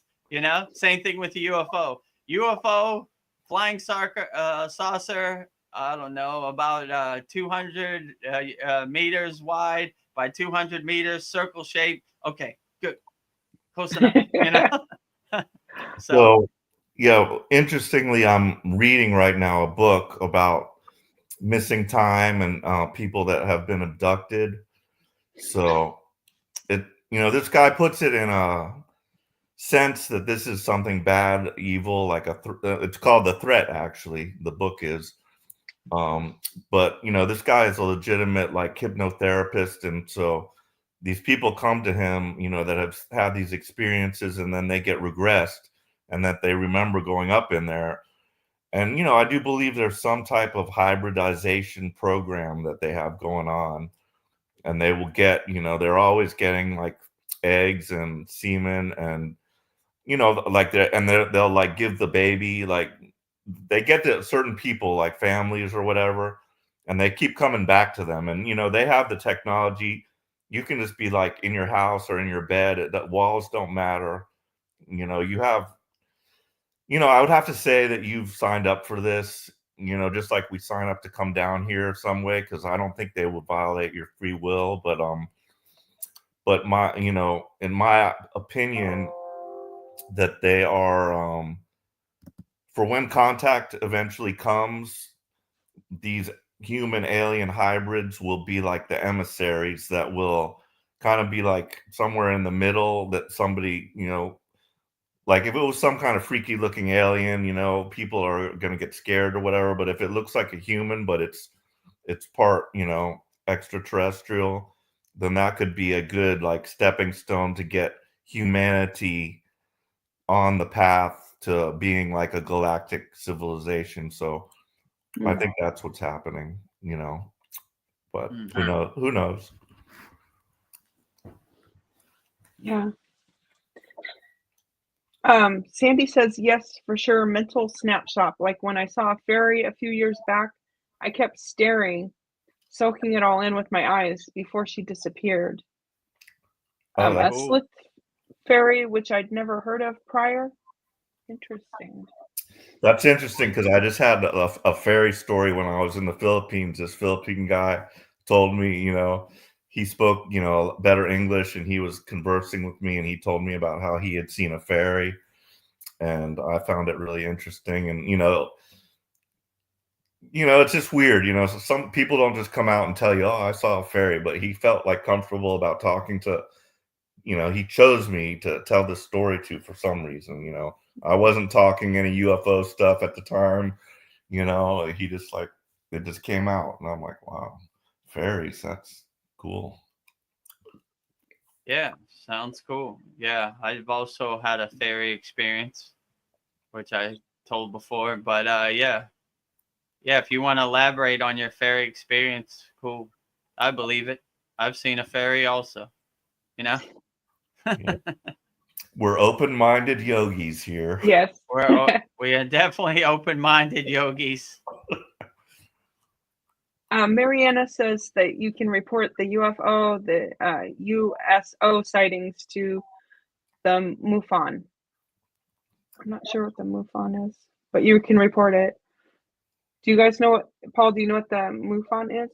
Yeah, it's Mutual UFO Network. So they just, you can join it if you want. You can become an investigator. But yeah, they just research these things. But from my understanding, like the deep state has kind of like put their agents in there and kind of taken over that program. So I don't really buy into it. Yeah, misinformation. Exactly.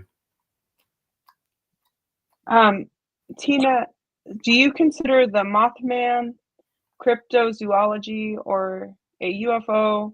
Are UFOs different than cryptozoology? I saw there are different and also connected. The government is hiding the metaphysical component.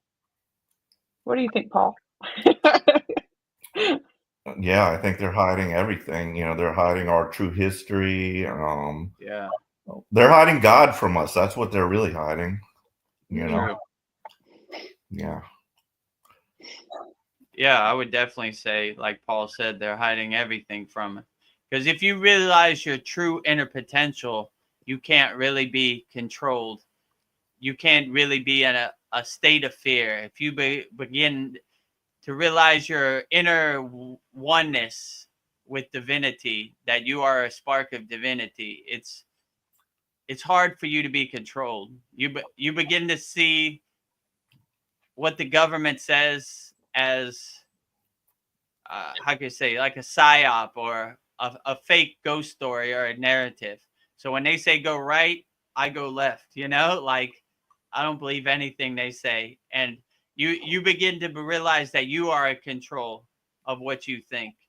And if they don't have you in a state of fear, it's hard for you to be controlled because you don't care, right?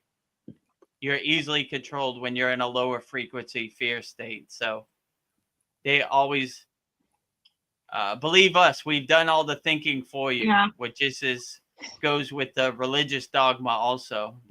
They learn from the best hypnotists in the world.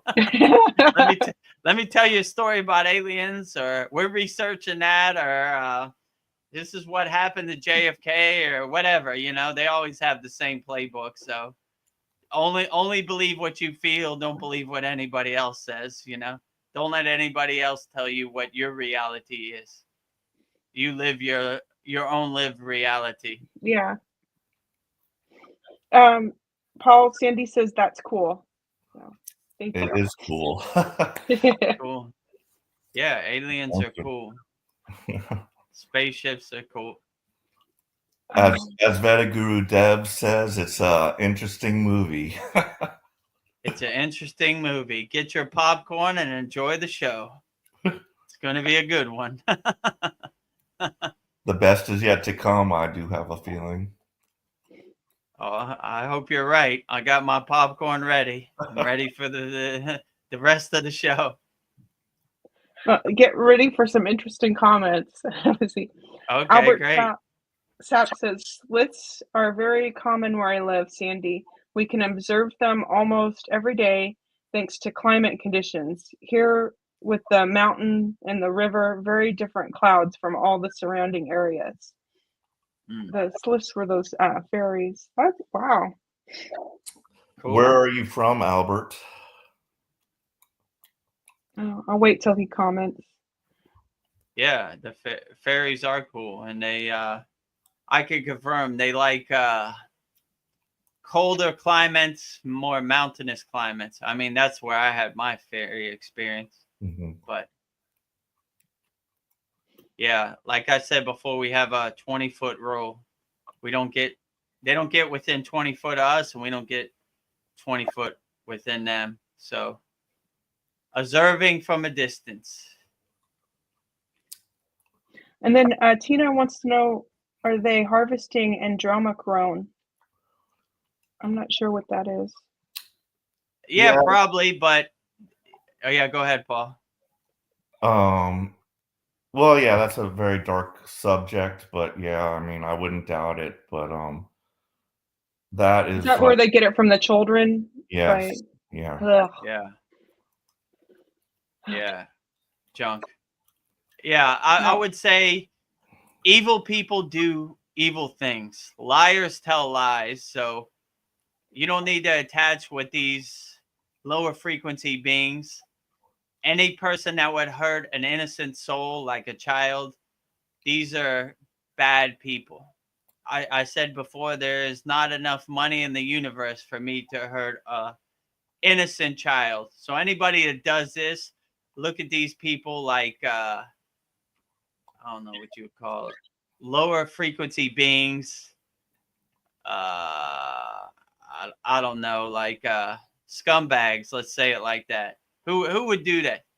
Like, these are not people you want to associate. These are people you want to run away from. Like, I don't want no person in my environment that hurts innocent children or does things that hurt people. But there are a lot of bad people out there, but we laugh at them like the joke they are. Like, these people, look at them. look at the stupid things they do to make themselves feel better, you know? Yeah. Like, but yeah, harvesting adrenochrome, these are bad people. Stay away from them. Laugh at them like the joke they are. They're not as superior as you think. These are low life liars telling lies, hurting people to make themselves feel better. These are losers. You know, these are liars that you want to stay away from. Let them go to their hell wherever it is, you know? Goodbye. Yeah. My guru used to say, Vedagurudev, you're wearing all white. We don't roll in the mud with the pigs, you know? These are pigs. These are losers.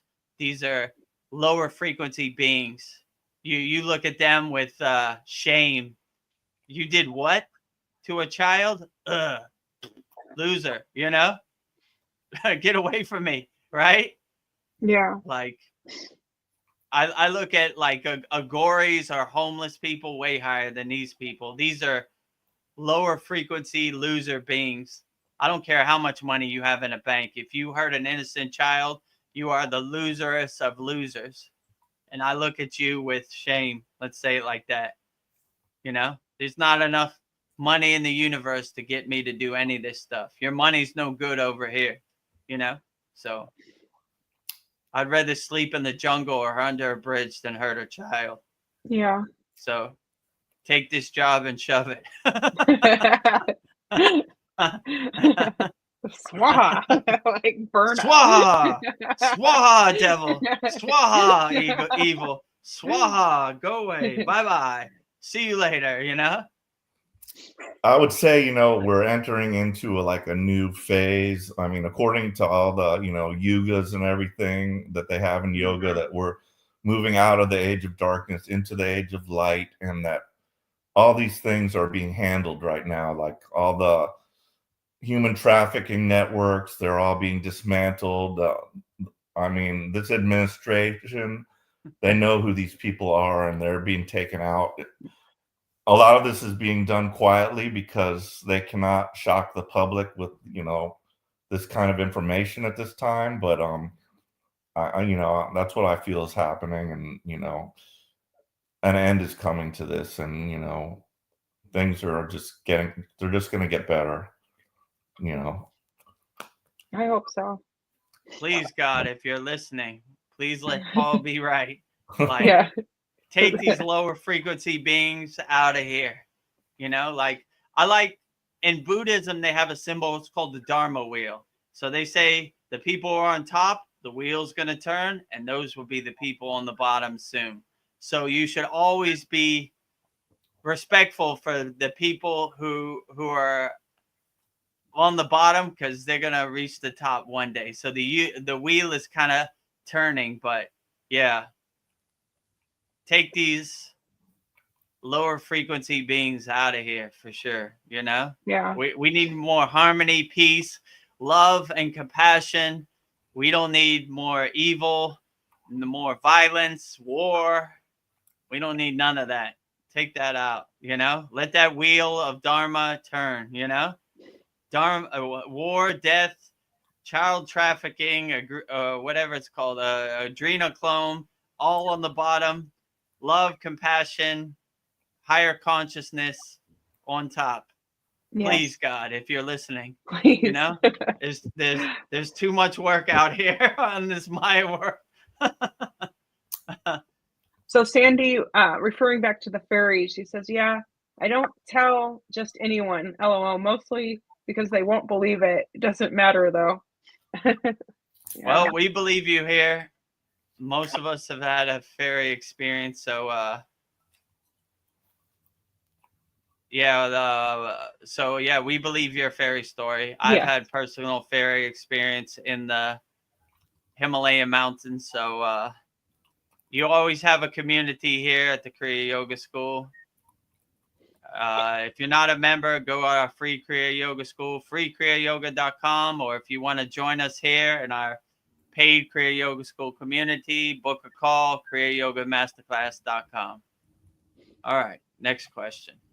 Okay. Kriya Yoga. Okay. Back to the comments. There's a lot of them. That was the last one. The Mothman is harvesting the eye ointment. I'm not sure if that's a good thing. Oh, well, Does he have to hope hurt that people to make it? Like, ugh. Mothman sounds like another lower frequency being harvesting anything lower Yeah. frequency, you know, like get away all these people. Don't Paul can relate. He has some eye problems, so don't hurt anybody's eyes. Let Yeah. their eyes be free and let them see clearly. Let's say it like that. So harvesting adrenochrome, eye ointment, anything harvesting. Go away. Get out of here with that. Sandy Swaha, says, devil. Swaha, devil. Get out of here. Swaha. Get out of here. Swaha, you know. Burn up in the fire, right? Sandy says, I brought in a house plant from outside our apartment door because we were expecting a delivery and didn't want the plant in the way. Let's see, was there another? Okay. That same day, I was sitting in the living room and see this thing floating across the room about 2/3 of an inch tall, a fairy with wings, a cloud-like, almost transparent, like we picture a ghost. Ooh. And then she floated literally out of the apartment door. Interesting. I don't know. Cool. Many magical things started happening to me after what I saw as the start of my awakening in 2019. Wow. Yeah, nice. Yeah. I mean, my fairy experience, I saw like a glittery kind of glowing kind of thing in the Himalayan mountains. There's no electricity, so it's pure black. The only electricity or light you have is the stars, and it was about 20 feet away from me, and it just kind of glittered and some wings and floated around, and I didn't try to make too much sense of it or document it. I just said, oh, cool, fairy. Went back in my tent and went to sleep. So just another day at the office. another day in the Himalayan mountains. Yeah. Teeny says extraterrestrials are also harvesting a metaphysical component of the Shakti. It's like the doom spice. Yeah, I mean, we uplift our Shakti, you know, like our divine power, inner power.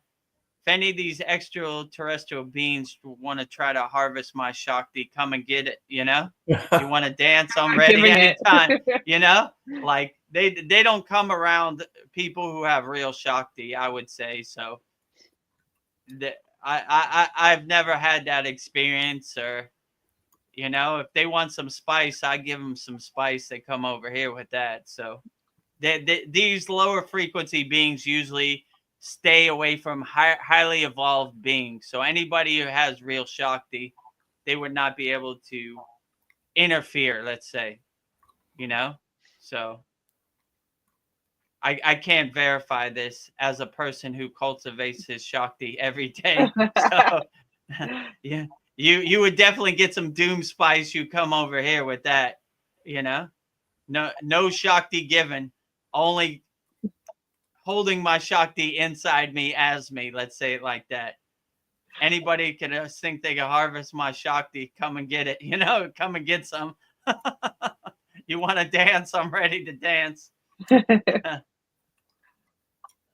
Albert Sapp says, remember those Greek stories of people with horse bodies and such? May be true. Yeah. Could be. I can't verify it. I've never seen a guy with a horse body or a horse head, but I wouldn't doubt it. Those Yeah. are like the famous last words. Maybe I'll walk out my house and see a horse head guy right now. So it could be. I can't verify it. I have no experience with horse head person, but maybe they have different experience, and it was a different time frame or a different time straight or a different yuga when those things were possible, and they're not possible now. So could be. Yeah. I mean, I I don't say never to anything. I've seen a lot of mystical stuff that I didn't think was possible, so could be possible. Yeah, I believe that. And I've been like researching a lot about the Nephilim and stuff. So I do believe, giants existed back in those days, and possibly like cyclopses and centaurs and stuff like that. And, the fairies might have been, visible to everybody back then. Who knows? But like you said, it's a different age now. But yeah.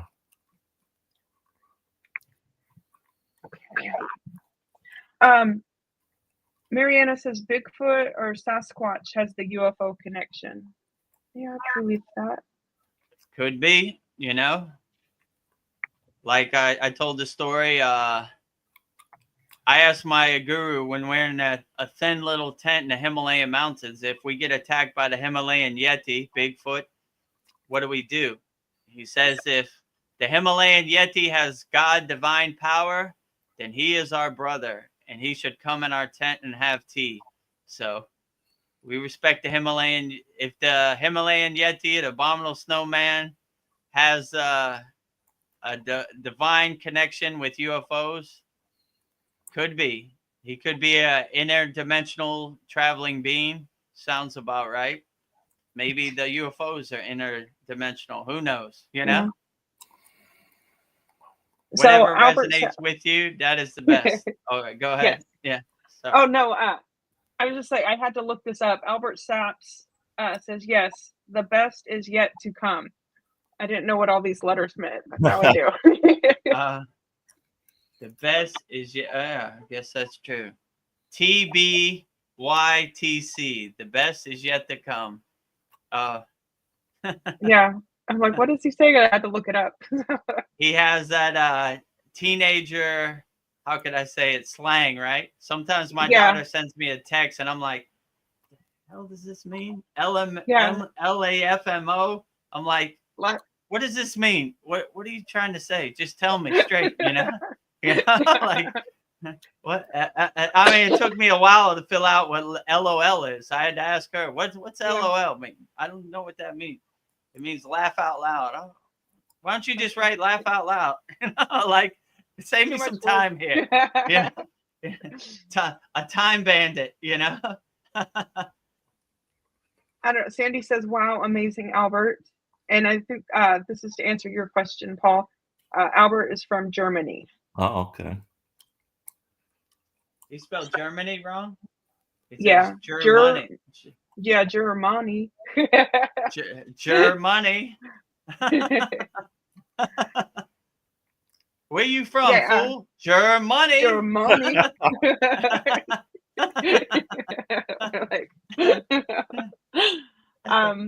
Tina says alcohol is a huge part of the vampire Mothman's. Don't tell Paul that, Well, I do. That's why they call it spirits. So, like, I know it's bad. I really do. But, yeah. Doing my best to get rid of it. Do you know what a Mothman is? I don't even know what a Mothman is. Well, yeah, I've heard of I think it was back in the 70s or 80s, somewhere in Pennsylvania. There's like some big, like the Pine Barrens. It's like a big forest, and the people were seeing some type of moth-like creature there. But I don't really know what it did or if it harmed anybody or what. But yeah, I've heard the legend of it. I don't know. It's a legendary cryptid, a mythical creature. It is often described as a large winged humanoid creature with glowing red eyes, and is connected to the collapse of the Silver Bridge that occurred shortly after its alleged sightings. It's kind of like a Birdman. Okay. Interesting. Vampire Mothman. Okay. Yeah. So, Albert Saps, but not really. I'm more from France, but live in Germany. Okay, cool. French, German. French, living in Germany. And Mariana wants to know, is Albert Irish? I don't know, Albert. Are you Irish? Sandy, light and freedom for all. Yes. I agree. Light and freedom and love for all. For sure, Sandy. Absolutely. Albert Saps, worst and head people get removed first, so no retaliation can happen. Yikes. Yeah. Now it's time for mid to low level cleaning of corruption. They still feel safe, but won't be protected anymore.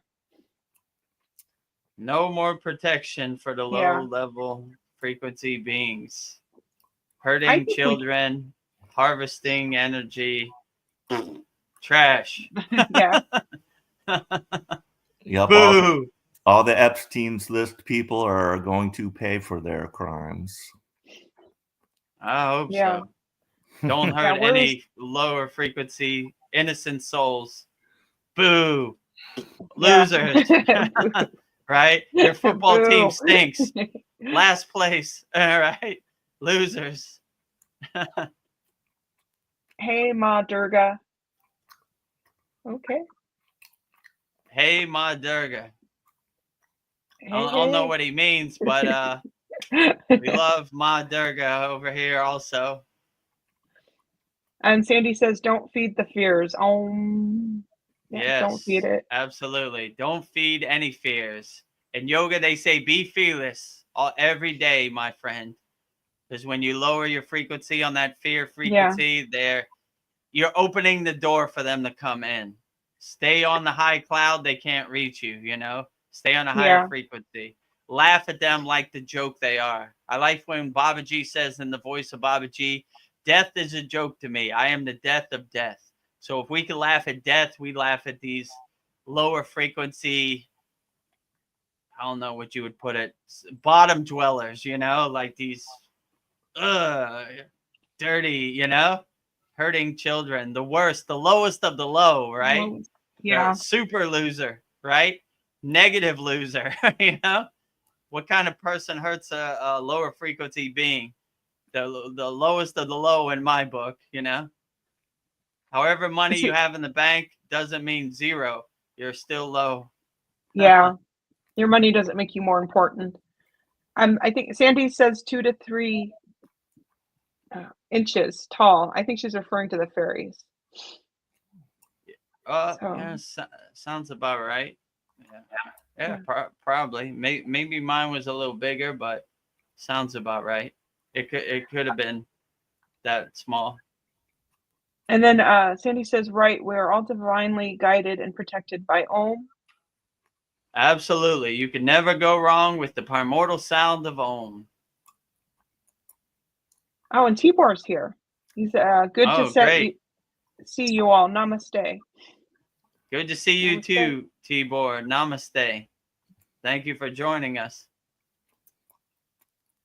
And then I need your help with this Vedagurudev. Vin Nashaya Cha Do create time.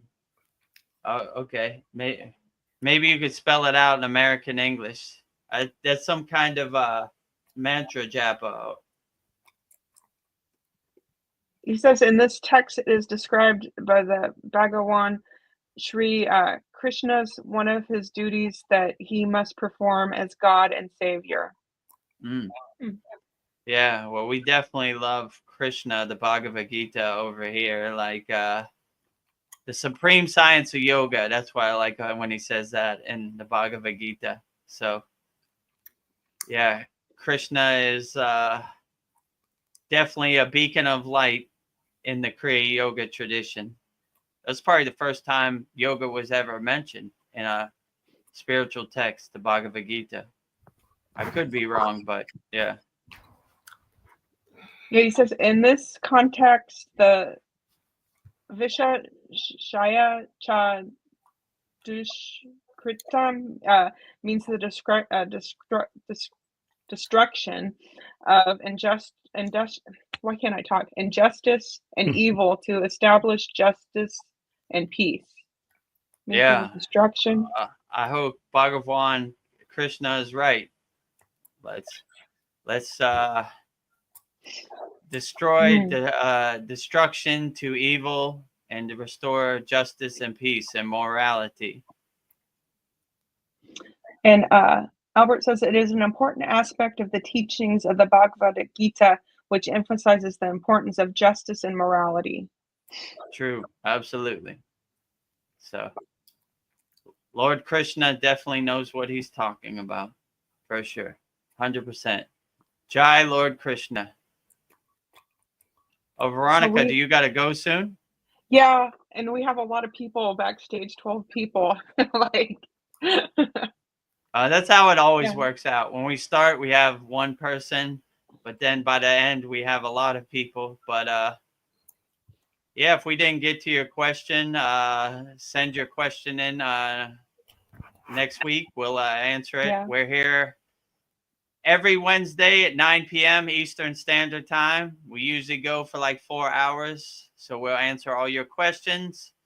If you're new to the path of Kriya Yoga and you want some basic framework, go to kriyayogamasterclass.com. Join our free Kriya Yoga school. We have some beginner classes there. It's 100% free, no pressure. I'm not going to try to sell you anything, but it'll give you a good framework of Kriya Yoga. What's the 5 folds of Kriya Yoga?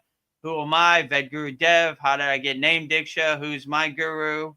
It'll give you, we have some beginner mini courses so you could start practicing Kriya Yoga. And if you want, you could join us at the paid Kriya Yoga school, Kriya Yoga Masterclass. Book a call with me and I'll go on the call with you and we can try to solve your problems. So go to Kriya Yoga Masterclass. You'll see a red button. It says book a call. Click on that. Open the calendar. Choose your time.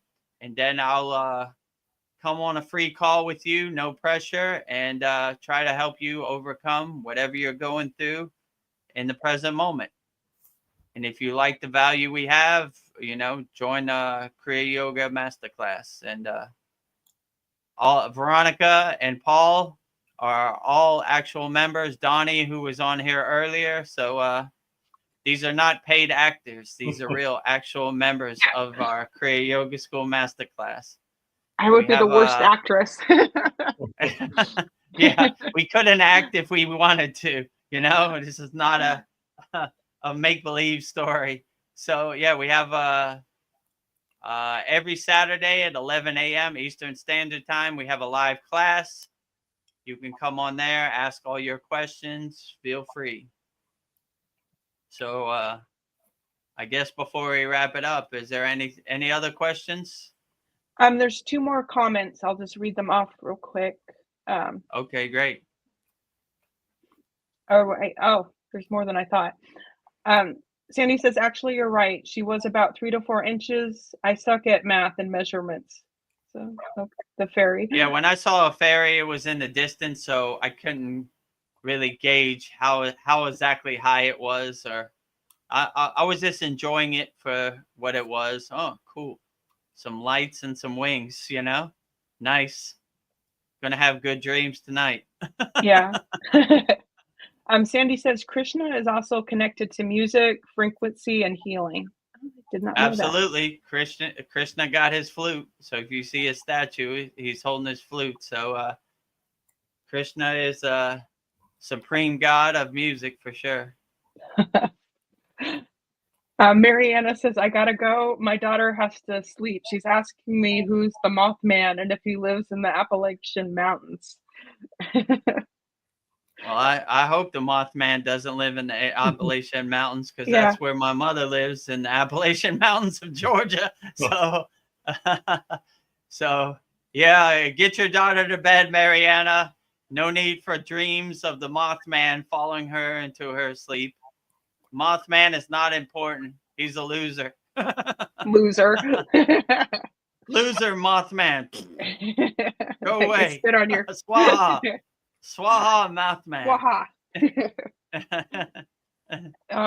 Sandy says, thank you so much for all who participated tonight. Thank you, Vedagurudev. Thank you. Thank you, Sandy, for joining us. I hope to see you next week. Feel Sandy free to is ask funny. any questions about anything. Sandy, you are funny. Are you a yogi or do you just play one on TV? I think I'm a real yogi. I don't have any TV gigs, so there's no way I could play a yogi on TV. This is my real. This is what I'm an authentic yogi. Let's say it like that. And if you want, you can test it. Book a call with me, and you'll see me in real time. I'm not an actor. I'm a real yogi, not as Real played yogi. on TV. Albert Sapp says, have a great day, everyone. Thank you, Albert. Yeah, you have a great day too, Albert Saps. Take care. Thank you for all your great comments. To all of people on YouTube chat and all of our members. Thank you as always. Outstanding. I learned a lot tonight. So yeah, it was great. It was another profound satsang in the books. Yeah. Yeah, I never know what we're going to talk about. It's always a surprise. So yeah. Yeah, you. I never heard of the Mothman, but now I know. Sandy sends us an infinite amount of hearts. Infinite hearts right back at you, Sandy. All right. Another one for the books. That's pretty much it. Yeah. If you want to get on the Kriya Yoga path and you have no knowledge how to start, go to freekriyayogamasterclass.com. That's our free Kriya Yoga school. We have some beginner classes. And if you graduate from that and you want to upgrade, go to our Kriya Yoga Masterclass. And when you go there, you could book a call with me and I could figure out how to solve all your problems and walk you through the steps. And I'll be glad to coach you in our Kriya Yoga school of how to integrate Kriya Yoga into your daily life. And every Wednesday at 9 p.m. Eastern Standard Time, we go for like 4 hours. As you can see, it's almost 4 hours now. So if you need help, book a call with me, Vedagurudev, Kriya Yoga Masterclass, and I'll be glad to help you overcome your problems. And you will see live in real time on your computer screen that I'm not a AI generated yogi. I'm a real in-person Himalayan yogi. You're the real deal. I'm a real authentic Himalayan yogi for sure. Yes. Real lineage, real parampara, real everything. Yes. You have the receipts. You can prove it. So I have the receipts. So learn learn Kriya Yoga from a real yogi, not a Frankenstein internet yogi. Like, how do I always say, Bob Smith. Better to learn from Vedagurudev or Yogananda than Bob Smith. But up to you. You can test it if you want.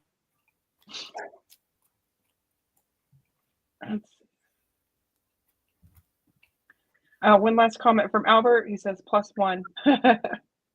+1. Always welcome, Albert. All right, well, thank you, everybody. Thank you. Okay, yeah, so that's it. I guess we'll wrap it up with our traditional Shanti Universal Peace Mantra, giving peace and love to all people all around the world. Om Shanti, Shanti, Shanti, Shalom. Sat Nam Sadhu Tao Am Om Spirit Swami Kami Amen Amen Omen Selah Om.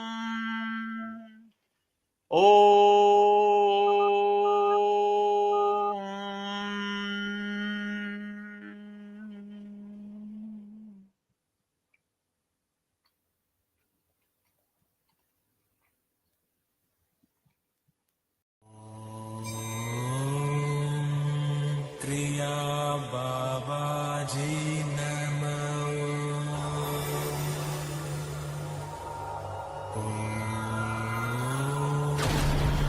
Kriya Babaji Namo.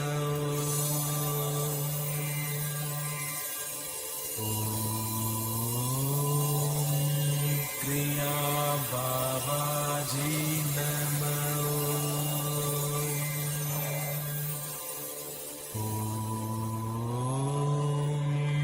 Kriya Babaji Namo.